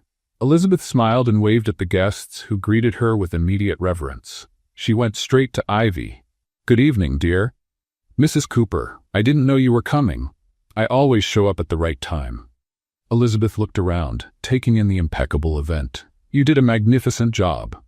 "Thank you. I had a great team." Then Elizabeth turned to the guests and raised her voice. "May I have everyone's attention for a moment?" The room went quiet. Elizabeth continued. "I want you all to know, this is Ivy Morris Cooper, my daughter-in-law. And from today on, no one will ever again underestimate her talent, her intelligence, or her worth." Applause erupted. Ivy felt tears threaten to fall, but held them back. Elizabeth stepped closer and took her hand. "You deserve every bit of the respect you're getting, dear, and anyone who says otherwise will have to answer to me." Ivy smiled, deeply moved. "Thank you, Mrs. Cooper, for everything." "Call me Elizabeth. After all, we're family." The applause continued. Grace, standing in the corner, wiped her eyes with a napkin. "Oh my goodness, I'm crying. This is ridiculous," she mumbled, sniffling. Jonathan Pierce stood and raised his glass. "A toast to Ivy Cooper, the woman who proved that competence doesn't come with a last name." Everyone raised their glasses. Ivy looked around the room, seeing the same faces that once doubted her, now clapping in her honor. It wasn't just about the Cooper name anymore. It was about the respect she'd earned, with hard work, intelligence, and courage. That night, Ivy realized something important.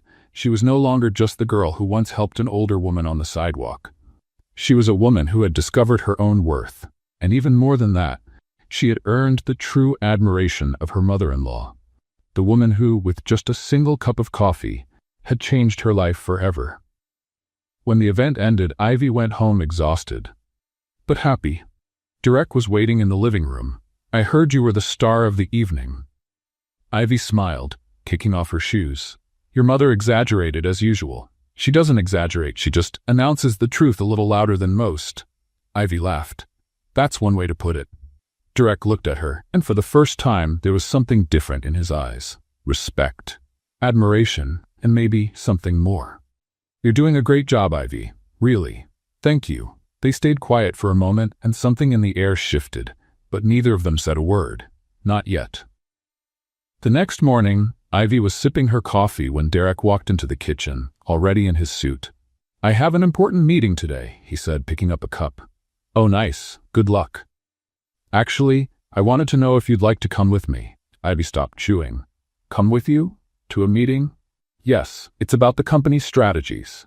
I thought it might be interesting for you to attend. As vice president of the hotel, it makes sense for you to know more about the group." Ivy hesitated. "I don't know, Derek. Corporate meetings aren't really my thing. You organized an event with international investors. That's more corporate than any meeting." She smiled. "Good point. So come, I promise it won't be boring." "Corporate meetings are always boring," Derek almost smiled. "Then you'll make it less boring." Ivy laughed. "All right, I'll come." Hours later, Ivy and Derek walked into the Cooper Enterprises building. The place was impressive, all glass and steel with employees rushing by. Ivy looked around, amazed. Wow, this is serious. It's the operations center. Everything happens here. They took the elevator to the 20th floor, where the meeting would take place. Grace, who had been invited to assist with logistics, was already there. Ivy, what a lovely surprise. Grace, you're here too? Yes, dear. Where there's trouble, I'm there. It's basically my life motto. Ivy laughed. Grace leaned in and whispered, Careful, Brittany's here too. And from the look on her face, she's up to something. Ivy glanced around and saw Brittany talking to Mark in the corner of the room. The two of them were exchanging quick glances in her direction. Of course they are, Ivy muttered. The meeting began. The room was full of executives, managers, and investors, all dressed sharply, all with serious expressions. Derek sat at the head of the table, and, though Ivy didn't realize how significant that was, she was focused on the documents that had been handed out. The meeting's topic was international expansion, new hotels, new markets, new partnerships. One of the executives began presenting the financial data. Ivy followed along carefully, taking notes. Then something caught her attention. One of the numbers didn't add up. She frowned, double-checking it. Excuse me, Ivy said, raising her hand. The executive paused. Yes? Sorry to interrupt, but I think there's a mistake in the spreadsheet. Brittany, sitting across the table, gave a subtle smile. Ivy, that spreadsheet has been reviewed 3 times. There's no mistake. Ivy looked at the numbers again. But the revenue projection for the 3rd quarter is off. The calculation doesn't reflect the updated exchange rate. The executive blinked, confused. Exchange rate? Yes. If we're expanding into Europe, we have to account for the euro's fluctuation. And this is using the rate from 6 months ago. Silence. The executive quickly flipped through the papers.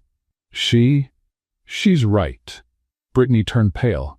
Derek watched Ivy with an unreadable expression. Ivy continued. And there's more.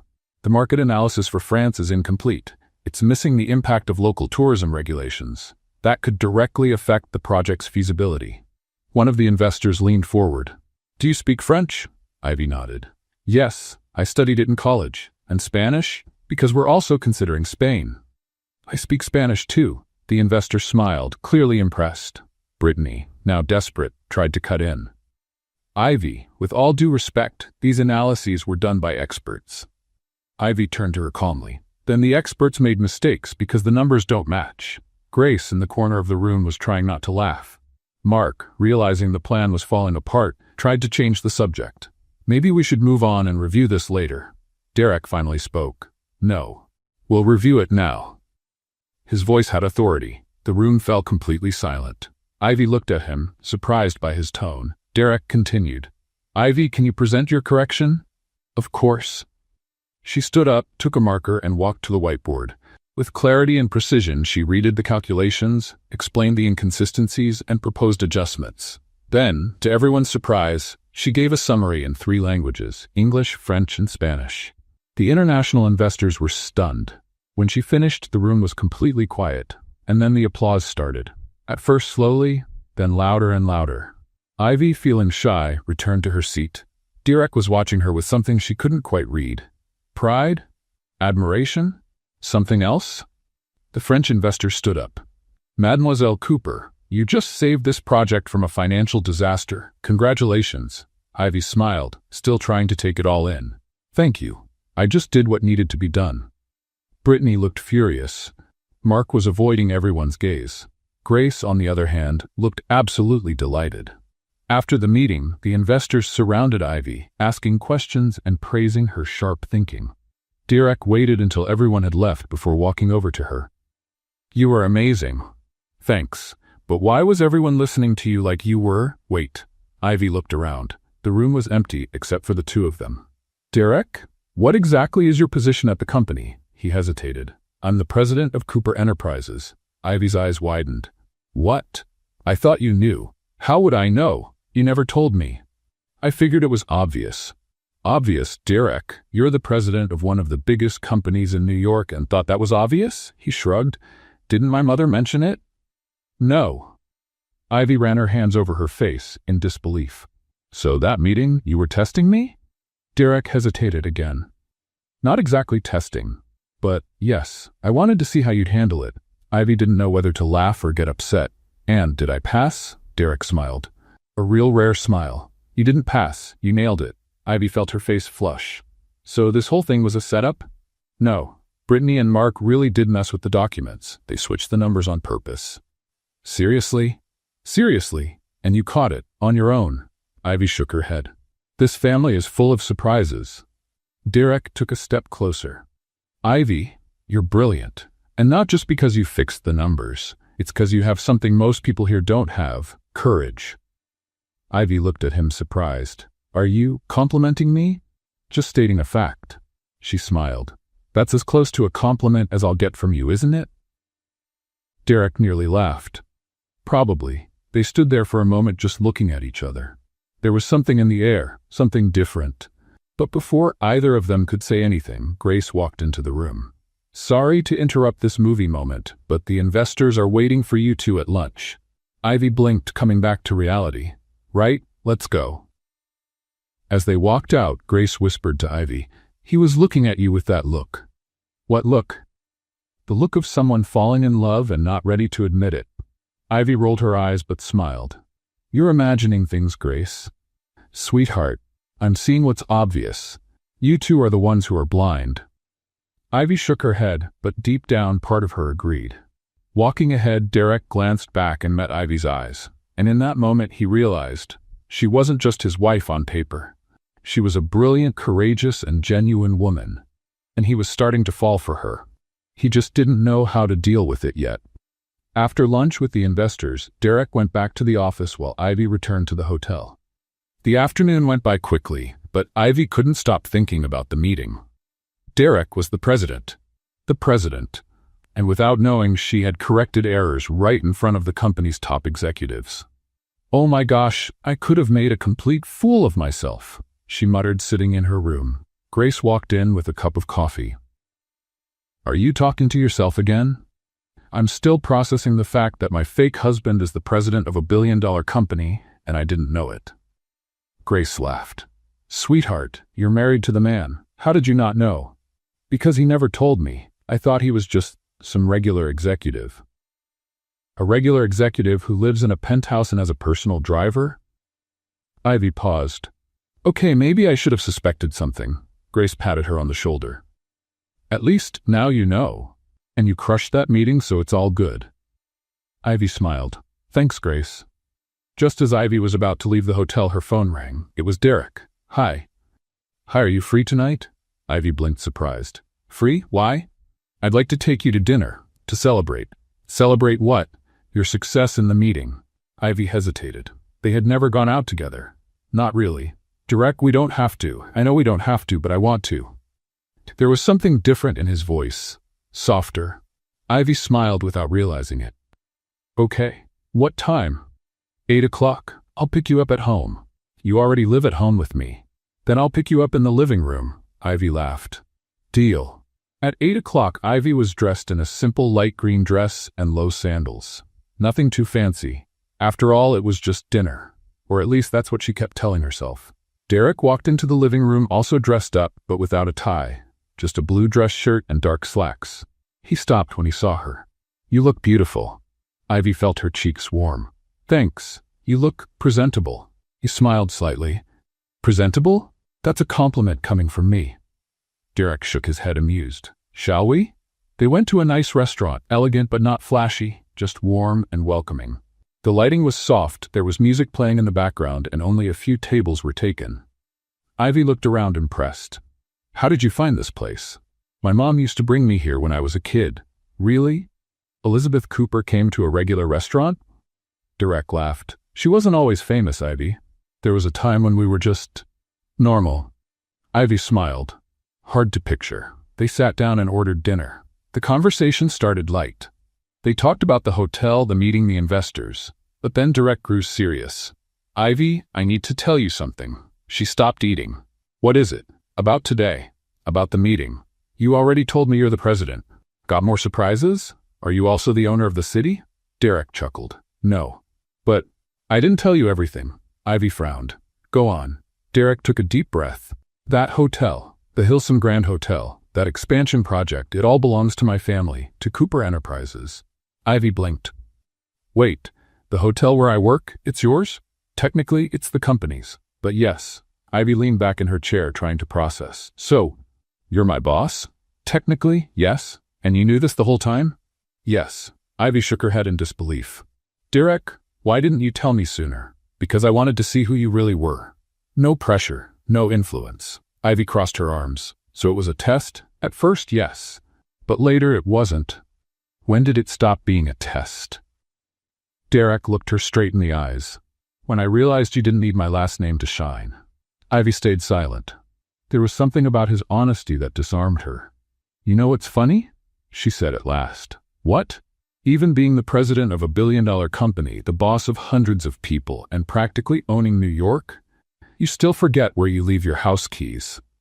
Derek blinked, surprised, then laughed. A real, genuine laugh.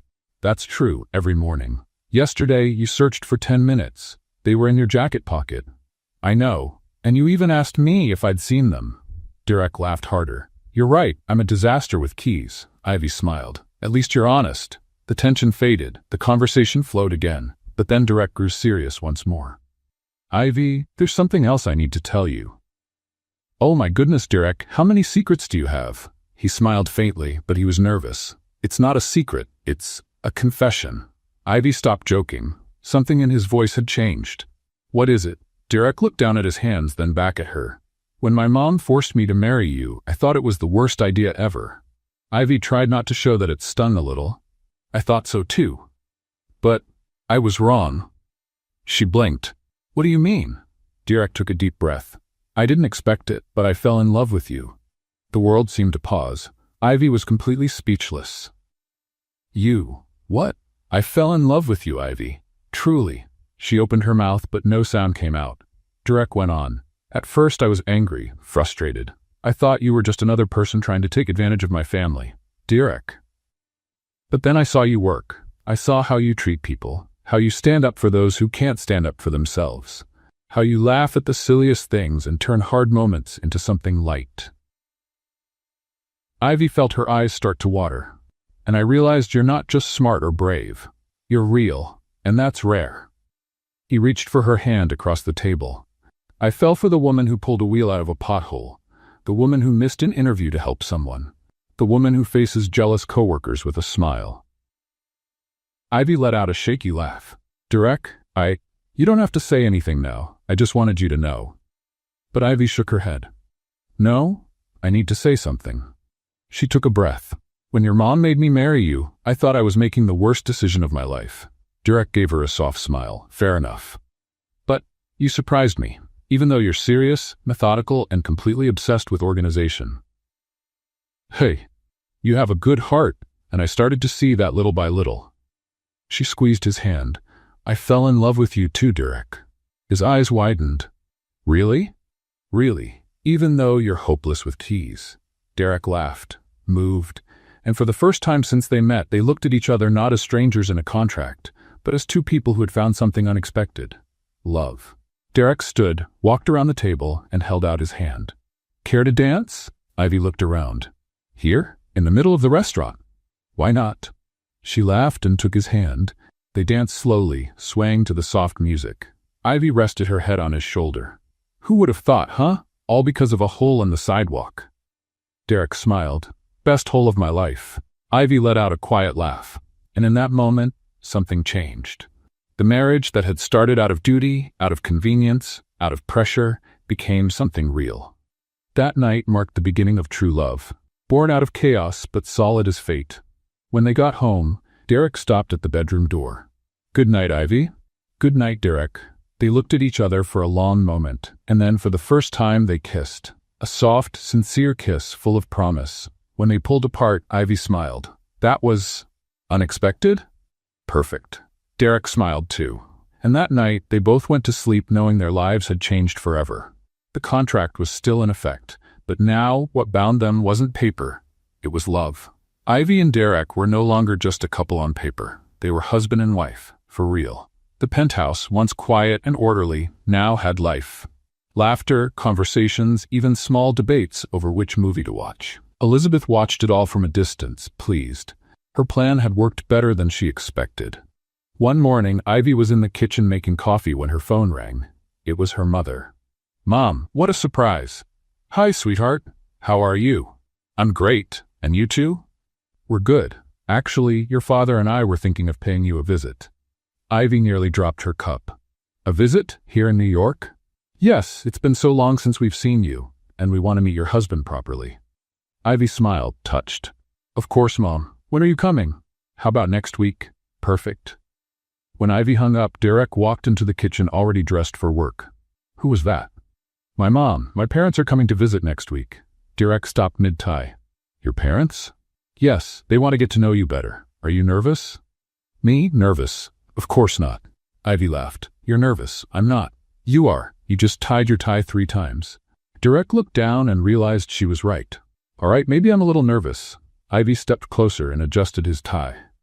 "Relax. They're going to love you." "How can you be so sure?" "Because I love you, and they trust my judgment." Derek smiled and kissed her forehead. "You always know what to say." The following week, Ivy was at the train station, waiting anxiously. When her parents appeared, she ran to hug them. "Mom, Dad." Linda Morris, a warm woman with gray hair, hugged her daughter tightly. "My girl, you look so beautiful." "Thanks, Mom." Thomas Morris, a kind-faced man with calloused hands, hugged her too. "We've missed you, sweetheart." "I missed you too, so much." Derek stood a few steps behind, watching. Ivy called to him. "Come on, Derek. I want you to meet my husband." Derek stepped forward and held out his hand. "Nice to meet you, Mr. Morris, Mrs. Morris." Thomas shook his hand firmly with a measuring look. "Nice to meet you, son. So, you're the man who married my daughter." "I am, sir, and I promise to take good care of her." Linda smiled, squeezing Derek's arm. "I'm sure you do, dear. Ivy spoke very highly of you on the phone." Ivy blushed. "Mom." "What? It's true." Derek smiled, clearly pleased. On the way to the penthouse, Linda kept talking. "New York is so big and loud, but beautiful, very beautiful." Thomas stared out the window, amazed. When they arrived at the penthouse, both were stunned. "My goodness," Linda murmured. "Ivy, you live here?" Thomas asked, in disbelief. "I do, Dad. It's Derek's place. I mean our place." Linda walked over to the window and looked out at the New York skyline. "This place is bigger than our whole town." Ivy laughed. "I thought the same thing at first." Thomas stepped closer to Derek. "You must work hard to afford all this, son." "I do, sir, but Ivy works hard too. She's the vice president of the hotel." Thomas blinked, surprised. "Vice president?" Ivy nodded proudly. "Yes, I managed to stand out." Linda hugged her daughter again. "I always knew you'd go far, sweetheart." That night, Ivy prepared a homemade dinner. Nothing fancy, just something simple that reminded her of home. While they ate, Thomas finally brought up the real reason for the visit. "Ivy, there's something we wanted to talk to you about." She paused, setting her fork down. "Of course, Dad. What is it?" Thomas and Linda exchanged a look. "Well, you know our little candy business, right?" "Of course, the home bakery." "Yes, and, well, things have been going really well lately, better than we expected." Linda continued. "We've been getting lots of orders, even from nearby towns, and we've been thinking about expanding." Ivy smiled, moved. "That's wonderful." Thomas raised his hand. "But we're not here to ask for money, Ivy. Let's make that clear. We're here to share our dream, and we wanted your opinion." Ivy felt her eyes fill with tears. "Dad, Mom, I'm so proud of you both." Derek, who had stayed quiet until then, leaned forward. "Mr. Morris, may I ask you something?" "Of course, son." "Have you ever thought about opening a second location here in New York?" Thomas blinked. "New York? No, that would be way too expensive." "What if I invested in the business?" Silence. Linda and Thomas froze. Ivy looked at Derek, surprised. "Derek," he went on, "you have a great product. You're dedicated. You're passionate. The only thing stopping you is the startup cost, and I can help with that." Thomas shook his head. "Son, that's very generous, but it's not generosity, sir. It's an investment. I believe in your business, and more than that, I believe in Ivy's family." Linda covered her mouth, moved to tears. Ivy held Derek's hand under the table. Thomas took a deep breath. "Are you serious, son?" "Completely. I'll help you open a small location in Manhattan, a cozy spot, in a good area, and you'll keep full control of the business." Ivy couldn't hold back her tears. Derek, thank you. He squeezed her hand. It's the least I can do for the family of the woman I love. Linda started crying too. Thomas stood up and extended his hand to Derek. Son, I don't know what to say. Derek shook his hand. Just say you accept. Thomas smiled, emotional. I accept and thank you.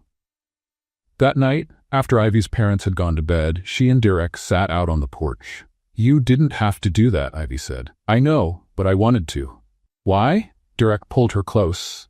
Because when I heard your dad talk about his dream, I saw the same determination I see in you. And I thought, these are the people who raised the amazing woman I love. Ivy rested her head on his chest. You won my heart all over again today. Just today, she laughed. Every day, actually. Derek kissed the top of her head. Then we're even.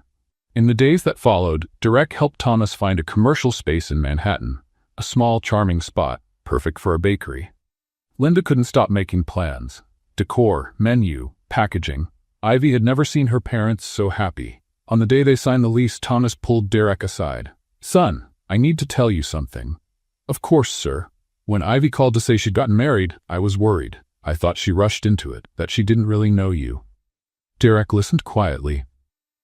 But now, seeing how you treat her, how you care about our family, I know I was wrong. Thomas placed his hand on Derek's shoulder. You're not just her husband, you're the right man for her. Derek felt a lump in his throat. Thank you, Mr. Morris. That means a lot. Take care of my girl, all right? Always. Linda showed up with Ivy, both laughing about something. What are you two talking about? Ivy asked. Men's stuff, Thomas replied with a wink. Ivy rolled her eyes, but smiled.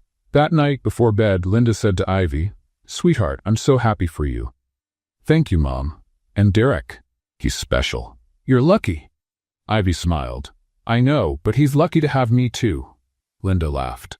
That's true. You've always been strong-willed. I learned from the best. Linda hugged her daughter. You're still the same simple girl we raised, just with a bigger life now. Ivy held her mother tightly. I'll always be the same, Mom. I promise. When Ivy's parents returned to the countryside, they left New York with full hearts. Their dream was coming true, and Ivy had found not just a husband, but a life partner. Someone who loved her for who she was, and who loved her family too. That night, as Ivy and Derek lay in bed, she said, Thank you for everything you did for my family. You don't have to thank me. Yes, I do. Because you didn't do it out of obligation. You did it because you wanted to. Derek turned to her. Ivy, your family is my family now, and I take care of my family. She smiled. I love you. I love you too. And for the first time since it all began, Ivy realized something important. That marriage, which started by chance from a random sidewalk moment, had become the best decision of her life. 2 months later, Ivy woke up with a strange feeling. She rushed to the bathroom and, for the third morning in a row, felt sick. Derek appeared in the doorway, worried. Again? Ivy waved her hand, trying to catch her breath. It must be something I ate. You said that yesterday, and the day before. Derek crossed his arms. Ivy, I think you should see a doctor. I'm fine, it's just a passing discomfort. But Derek wasn't convinced. That afternoon, after yet another episode of nausea, Ivy finally agreed to take a test. Rachel, who was visiting, held her hand. Do you think it could be? Ivy looked at the pregnancy test in her hand. I don't know. Maybe. There's only one way to find out. Ivy went into the bathroom, took the test, and waited the longest 3 minutes of her life. When she looked at the result, her heart stopped. 2 lines. Positive. Oh my God. Rachel knocked on the door. Well? Ivy opened the door slowly, holding the test. Rachel looked and screamed, You're pregnant! Ivy was still processing. I'm going to be a mom. And Derek's going to be a dad. Oh my gosh, Ivy, this is amazing. Ivy smiled, emotional. Yeah, it is amazing. When Derek came home that evening, Ivy was nervous. She had prepared a special dinner and placed a small box in the center of the table. Derek walked in, dropped his briefcase, and looked around. What's all this? Dinner. Something special. Why, did I forget an important date? Ivy laughed. No, but today is still important. Derek sat down, curious. You're scaring me. Ivy pushed the box toward him. Open it. Derek opened it and found a tiny pair of baby shoes inside. He blinked, confused. These are baby shoes? Yes, baby shoes. I know they're baby shoes, but what? and then it hit him. Derek's eyes widened. "Ivy, are you?" She nodded, tears in her eyes. "I'm pregnant." Derek froze for a second, then jumped up, knocking over the chair. "I'm going to be a dad." Ivy laughed, emotional. Derek ran over and picked her up, spinning her around. "Derek, careful." Sorry, he said, setting her down with exaggerated care. Oh my gosh, Ivy, we're gonna have a baby." "Yes, we are." He held her face in both hands. "You just gave me the best news of my life. I thought that was when I agreed to marry you." "That's tied for first." Ivy laughed and kissed him. But while happiness filled the penthouse, something was about to threaten the couple's peace. The next morning, Derek was in a business meeting at the office when a woman walked in. Tall, elegant, dressed in a flawless red suit, it was Carla Monroe, a businesswoman known for her ruthless ambition. "Derek Cooper," she said, extending her hand. "We finally meet." Derek shook her hand, polite but distant. "Miss Monroe, a pleasure. Call me Carla, and the pleasure's all mine." The meeting went on, but Carla never took her eyes off Derek. She asked questions, laughed at his answers, and was clearly trying to impress him. After the meeting, she approached him in the hallway. "Derek, I loved Cooper Enterprises' proposal. I think our companies could gain a lot together." "I'm glad you liked it." Carla stepped closer. "You know, I heard you're single." Derek frowned. "No, I'm married." Carla blinked, surprised. "Married? That's not mentioned anywhere in the media, because my personal life is private." "I see, but what if I told you we could build an empire together? Combine our fortunes, our influence." Derek took a step back. "Miss Monroe, I'm married and happy. I'm not interested in anything that isn't professional." Carla smiled, but her eyes were cold. "I understand. Well, the offer stands, in case you change your mind." Derek just nodded and walked away. When he got home, Ivy was on the couch reading a book about pregnancy. "How was your day?" she asked. "Interesting. I met a businesswoman who clearly doesn't understand the word no." Ivy raised an eyebrow. "What kind of businesswoman?" "Carla Monroe. She proposed a partnership and hinted at something more." Ivy closed the book. "Something more?" "Yes, but I made it clear that I'm married and happy." Ivy smiled. "Good to know." Derek sat beside her and placed his hand on her belly. "How's our baby doing?" "Probably the size of a raisin." "A very important raisin," Ivy laughed. But the peace didn't last long. In the days that followed, Carla started showing up at events, meetings, even the hotel. She always found an excuse to talk to Derek. "What a coincidence seeing you here. We need to go over that proposal. Do you have a minute?" Derek remained polite but firm. Until one day, Carla went too far. During a gala event, she approached Derek with 2 glasses of champagne. "A drink?" "No, thanks. I'm driving." Carla smiled. "Derek, why do you keep avoiding me? We could be amazing together." "Miss Monroe, I've already made it clear." "You made it clear that you're married, but marriages end, especially ones of convenience." Derek tensed. "How do you know about this?" "I have my sources, and I know your marriage started as an agreement, but I'm offering something real: power, influence, an empire." Derek stepped forward, serious. "My marriage may have started as an arrangement, but it turned into something real, and I love my wife. So, with all due respect, I'm not interested in your offer." Carla was about to respond when a familiar voice cut through the air. "Carla Monroe." It was Elizabeth Cooper, arriving in her wheelchair with a graceful but dangerous smile. "Mrs. Cooper," Carla said, forcing a smile. "What a surprise." "The surprise is that you're still here after being told no." The room went quiet. Elizabeth continued. "My daughter-in-law is the only woman worthy of this name, and anyone who messes with her will find out what a mother-in-law's power really looks like." Carla turned pale. "I didn't mean to offend." "You did, and now you're going to leave, politely." Carla looked around. Everyone was watching. With no choice, she left. Derek walked up to Elizabeth. "Thank you, Mom." Elizabeth smiled. "I protect my family, always." When Derek told Ivy everything, she couldn't stop laughing. "Your mom is amazing. She's terrifying. Terrifyingly amazing." Derek hugged Ivy. Carla figured out she's up against a united family and a woman who can't be taken down. Ivy rested her head on his chest. "That's because she hasn't seen an angry pregnant woman yet." Derek laughed. "Heaven help me." Ivy smiled. "Good to know you've got my back." "Always." In the following days, Carla made one last attempt. She sent flowers, messages, invitations, but Derek ignored it all. Eventually, she gave up and returned to her city.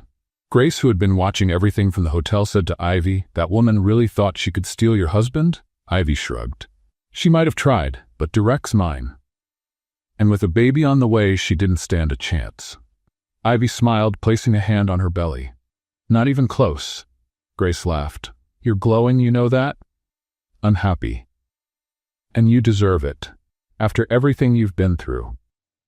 Ivy looked out the hotel window, watching the city outside.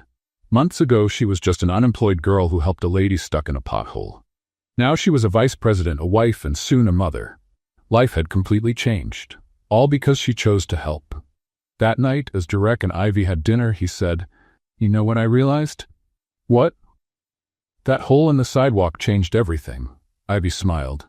"It's true. If I hadn't stopped, we wouldn't have met, we wouldn't be here, and we wouldn't be expecting our baby." Ivy held his hand. "So I thank that hole every single day." Derek laughed. "Me too." And in that moment they both knew, no matter who tried to get in the way, they were a family, and nothing could change that. The next morning, Ivy was at the hotel reviewing some documents when Grace came running in. "Did you see the news?" Ivy looked up. "What news?" Grace turned her phone toward her. On the screen, a headline read, "Henry Cooper returns to New York after 5 years." Ivy frowned. "Derek's father?" "Exactly, and from what I'm reading, he's not happy about his son's marriage." Ivy felt a chill. "What do you mean?" Grace read aloud. "Close sources say Henry Cooper disapproves of the marriage and intends to reverse the situation." Ivy dropped her pen. "Reverse it? How?" "I don't know, honey, but if I were you, I'd keep an eye out." Ivy grabbed her phone and called Derek. He answered on the third ring. "Hey, love." "Derek, did you see the news about your father?" Silence. "I did." "Why didn't you tell me?" "Because I didn't want to worry you, especially now that you're pregnant." Ivy sighed. "Derek, we're a couple. You can't protect me from everything." "I know, I'm sorry, but my father, he's complicated." "Complicated how?" "Ambitious. Cold. He only cares about business and power. When my mother proposed our marriage, he was against it, but she owns more shares than he does, so he couldn't stop it. And now? Now he's back, and he'll probably try to stir up trouble." Ivy tightened her grip on the phone. "We'll face it together." Derek smiled on the other end. Together. 2 days later, Henry Cooper called for an emergency meeting at Cooper Enterprises. All the executives, shareholders, and even the press were invited. Ivy was nervous. "Why the press?" Derek adjusted his tie tense. "Because my father loves putting on a show." Elizabeth, standing calmly beside them, said, "Don't worry, dear. Your father-in-law is all theatrics, but I know the script." Ivy gave a small smile, but her nerves were still there. The event hall was packed. Cameras, reporters, and executives in sharp suits. Henry Cooper stood on stage imposing. He was tall, with gray hair and a piercing gaze. When he saw Derek, Ivy, and Elizabeth walk in, he smiled, but it was a cold smile. "My son." "Elizabeth." "And Ivy, is that right?" Ivy extended her hand. "Nice to meet you, Mr. Cooper." Henry shook her hand, but there was disdain in his eyes. "The pleasure is mine." Derek tensed up. The meeting began. Henry spoke about the company, about expansion, about the future. But then he got to the main topic. "As you all know, my son Derek is the president of Cooper Enterprises. And as such, his personal decisions directly affect the company." The room went quiet. Henry continued. "Recently, Derek got married. To a woman. Ordinary. No connections, no influence." Ivy felt her face heat up. Derek clenched his fists. Henry went on. "But I, as both a shareholder and a father, believe it would be more beneficial for the company to form an alliance with someone from our circle. Like, for example, Carla Monroe." Murmurs broke out across the room. Ivy looked at Derek, stunned. "Is he serious?" Derek stood up. "Dad, this is ridiculous." Henry smiled. "What's ridiculous is choosing emotions over business." Derek walked up to the stage and took the microphone. "With all due respect, Dad, the only woman I love and the one I'm married to is Ivy Morris Cooper." The room fell completely silent. Derek continued. "I'm not getting a divorce. I'm not marrying Carla Monroe. And if that bothers you, you'll just have to accept it."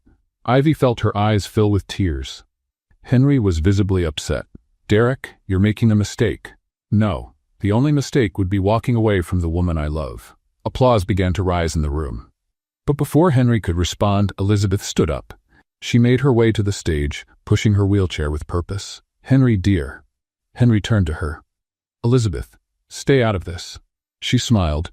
"Since you love alliances so much, here's mine." Elizabeth opened her purse and took out an envelope. "Our divorce." The audience gasped. Henry's eyes widened. "What?" Elizabeth opened the envelope and pulled out the papers. "I signed them this morning. Just needs your signature. But don't worry, everything's already with the lawyers." Henry turned pale. "Elizabeth, you can't." "I can, and I already did." Then she turned to the crowd. "And one more thing." The room fell into complete silence.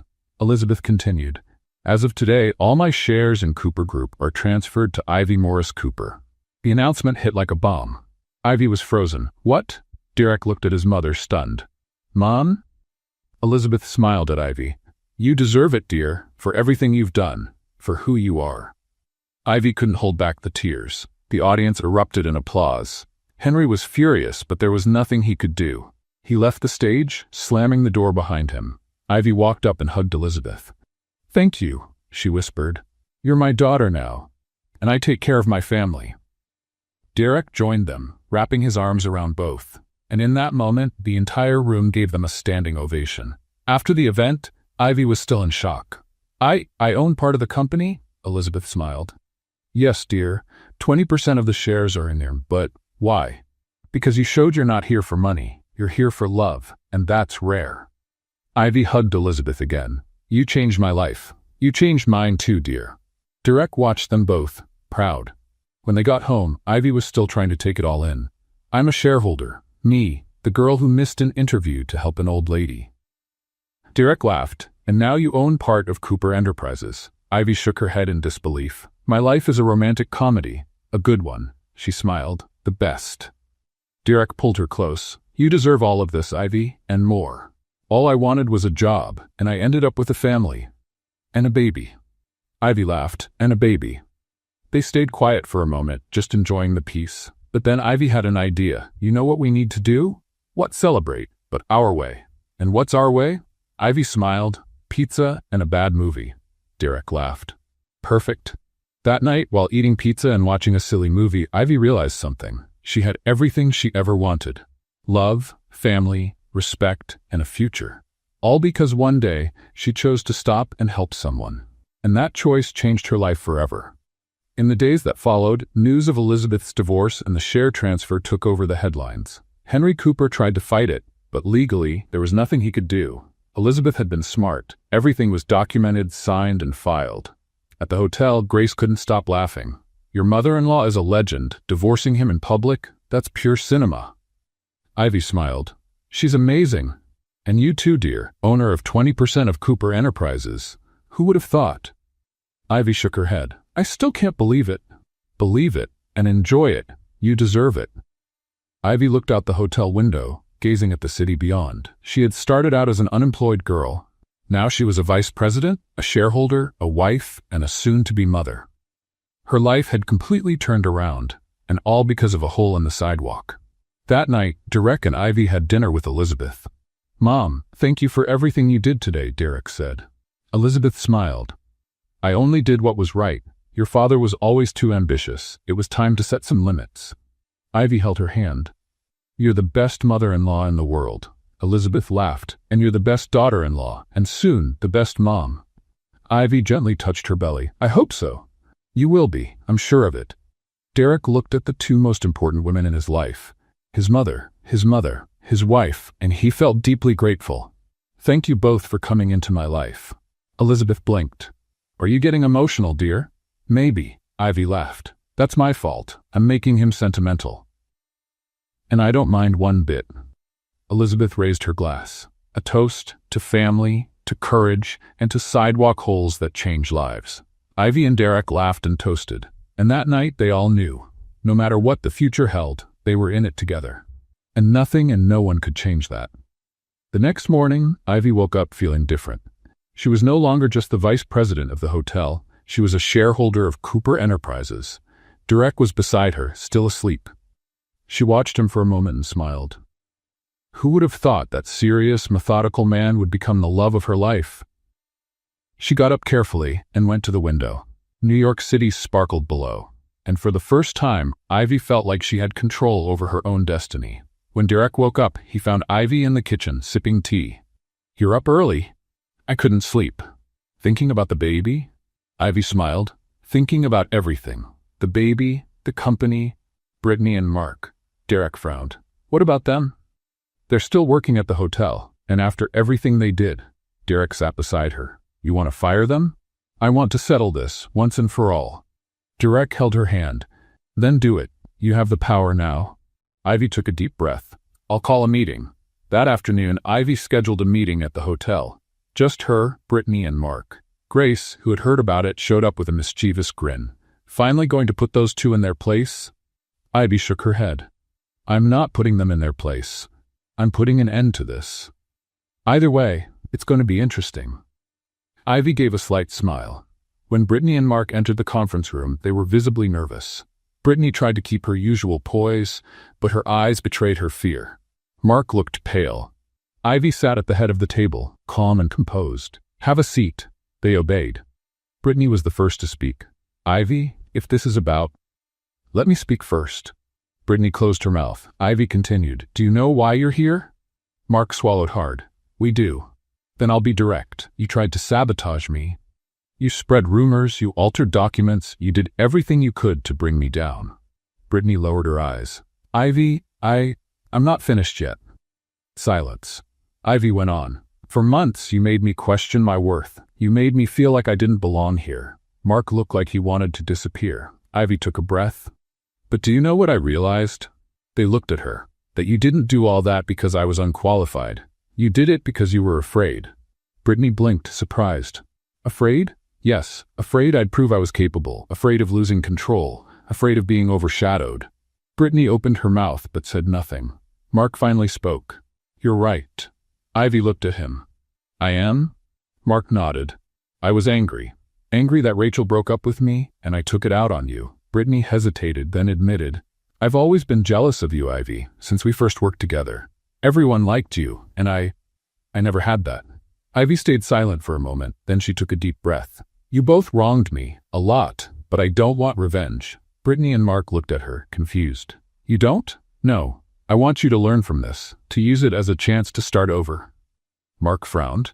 "Start over how?" Ivy opened a folder and pulled out 2 envelopes. "You're both fired," Brittany gasped. "Fired? Yes, but not the way you think." Ivy slid the envelopes toward them. "Inside those envelopes are letters of recommendation. I wrote them myself." Mark stared at his envelope, stunned. "Why?" "Because I believe in second chances. You made mistakes, but that doesn't define who you are forever." Brittany started crying. "Ivy, I don't deserve this. Maybe not, but I choose to forgive you anyway." Mark opened the envelope and read the letter. His eyes filled with tears.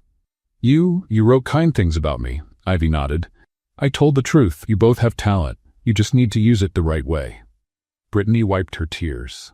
"I'm really sorry, Ivy." "I know." Mark also apologized. "I was a fool, and you didn't deserve any of it." Ivy gave a small smile. "Thank you, but now it's time for both of you to move on and become better people." The 2 of them stood up. Brittany reached out her hand. "Thank you for everything." Ivy shook her hand. "Good luck." Mark also shook Ivy's hand. "You're amazing, and I hope you find all the happiness in the world." "Thank you, Mark." Once they left, Ivy stayed in the room for a moment. She felt light, as if a huge weight had been lifted from her shoulders. The door opened and Derek walked in. "How did it go?" Ivy smiled. "It was freeing." Derek stepped closer and hugged her. "I'm proud of you." "Why?" "Because you chose forgiveness instead of revenge. That takes real strength." Ivy rested her head on his chest. "I didn't want to carry around anger. It's just not worth it." Derek kissed the top of her head. "A person's strength isn't in what they achieve, but in how they choose to forgive." Ivy smiled. "I like that quote. I borrowed it from you." Ivy laughed. "You're getting sentimental. It's your fault, you and this baby." Ivy gently touched her belly. "Best reason ever." As they left the room, Grace was waiting in the hallway. "Well, what happened?" Ivy smiled. "They were let go, but with dignity." Grace blinked. "Dignity? After everything they did?" "Yes, because holding a grudge would only hurt me." Grace shook her head, impressed. "You're better than I am, honey. I would have made a dramatic speech with background music. Ivy laughed. I thought about it, but forgiveness seemed more powerful. Grace hugged Ivy. You're an inspiration, you know that? Thank you, Grace. So what's next? Ivy looked at Derek and smiled. Now, we focus on what really matters, family. That evening, Ivy and Derek had dinner with Elizabeth. I heard you fired Brittany and Mark today, Elizabeth said. Ivy nodded. Yes, it was necessary. How did it go? Hard, but right. Elizabeth smiled. You're becoming an incredible leader, Ivy. I learned from the best. Elizabeth chuckled. Flatterer. Derek chimed in. My mother's right. You really have a gift for leadership.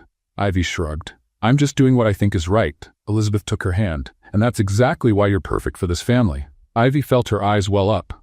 Thank you for everything. Elizabeth squeezed her hand. You're my daughter now, and I'll always be here for you. Derek watched the two women, visibly moved. In the days that followed, news of Brittany and Mark's dismissal spread through the hotel. But instead of gossip, there was respect. Staff talked about how fair and generous Ivy had been. She could have humiliated them, but she chose forgiveness. That's what a real leader looks like. Grace, hearing the comments, smiled with pride. My friend is amazing, she whispered. One morning, Ivy was in her office when she got an email. It was from Brittany. Ivy, I just wanted to thank you again. I got an interview at another hotel thanks to your letter. I promised to do better. Thank you for believing in me when I didn't deserve it. Ivy smiled and replied, I'm happy for you, Brittany. Good luck in this new chapter. Shortly after, another email arrived, this time from Mark. Ivy, I was wrong about everything. You're an incredible person. Thank you for giving me a second chance. I wish you and Derek all the happiness in the world. Ivy closed her laptop, content. It was the end of jealousy, the end of scheming, the end of a cycle, and the beginning of something new. When Derek got home that evening, he found Ivy out on the balcony. Are you okay? Ivy smiled. I'm great. What are you thinking about?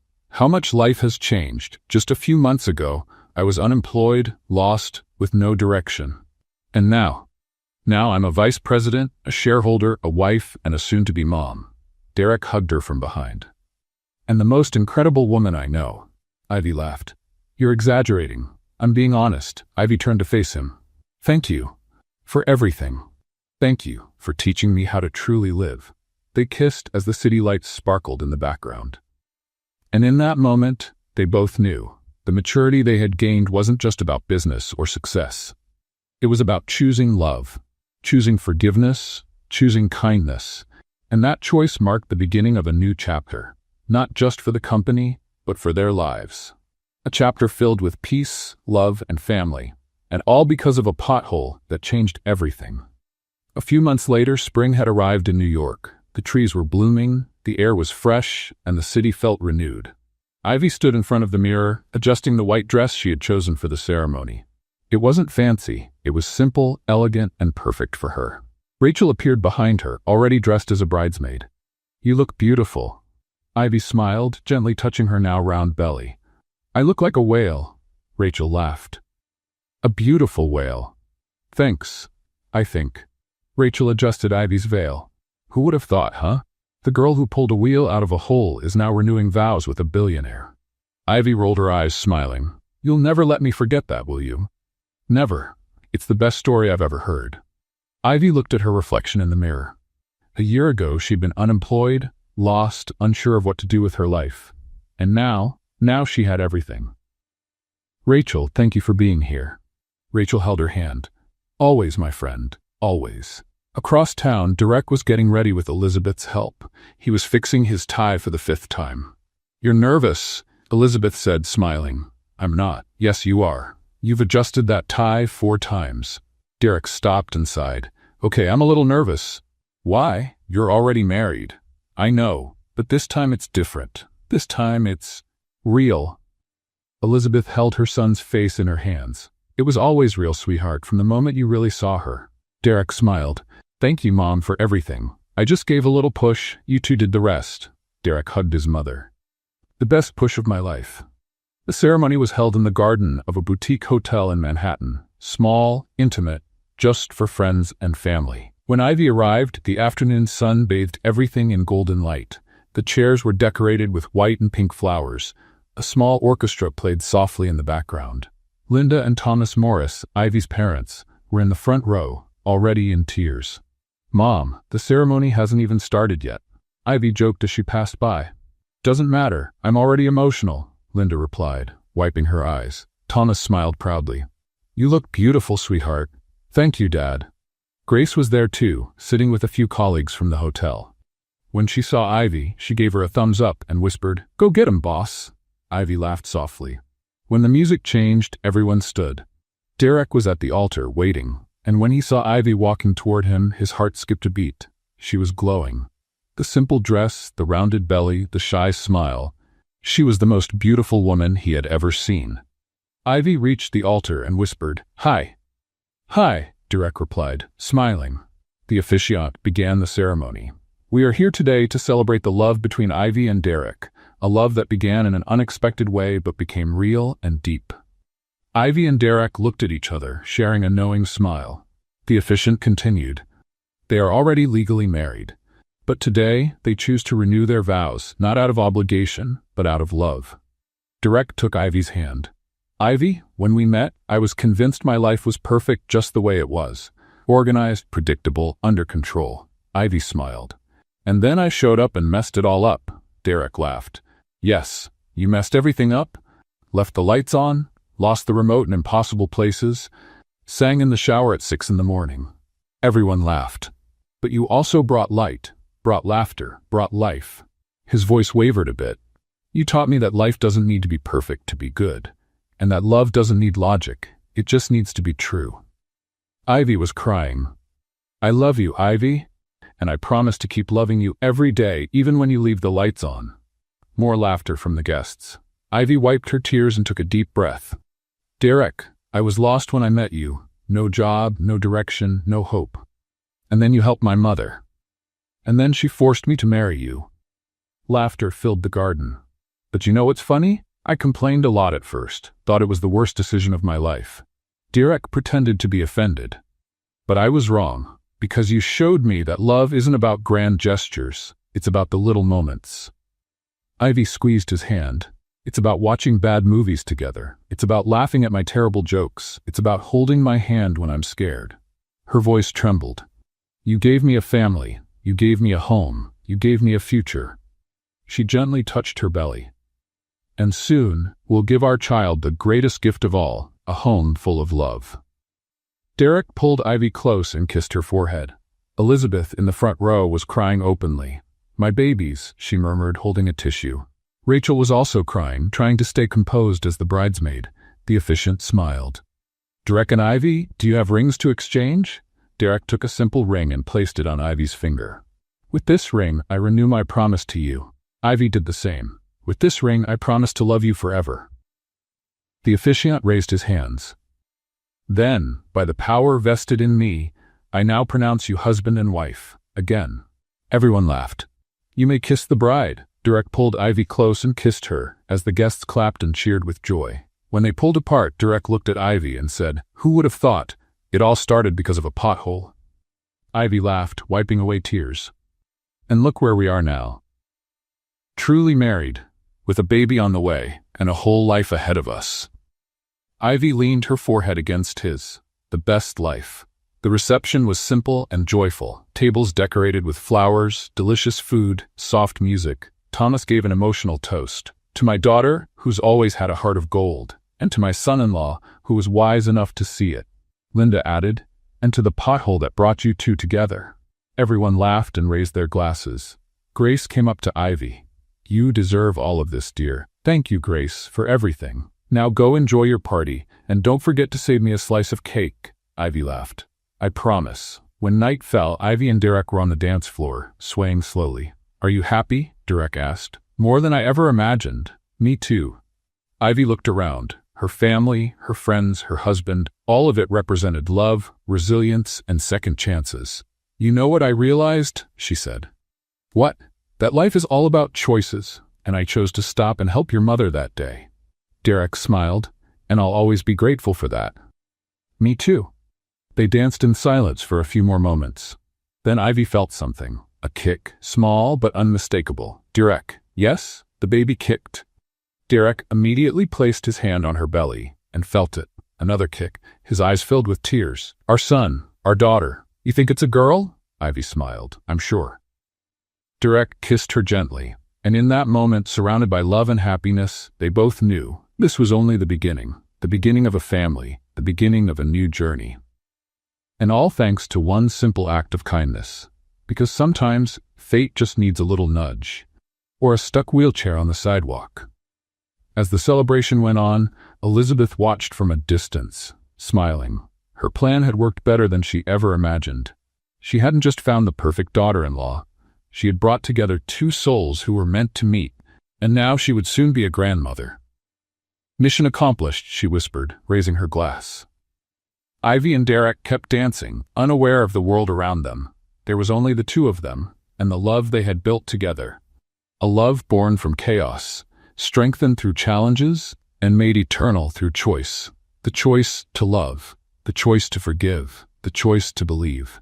And so Ivy Morris and Derek Cooper proved that true love doesn't need a grand beginning. It only needs hearts willing to open, and a pothole on the sidewalk. What did you think of Ivy and Derek's story?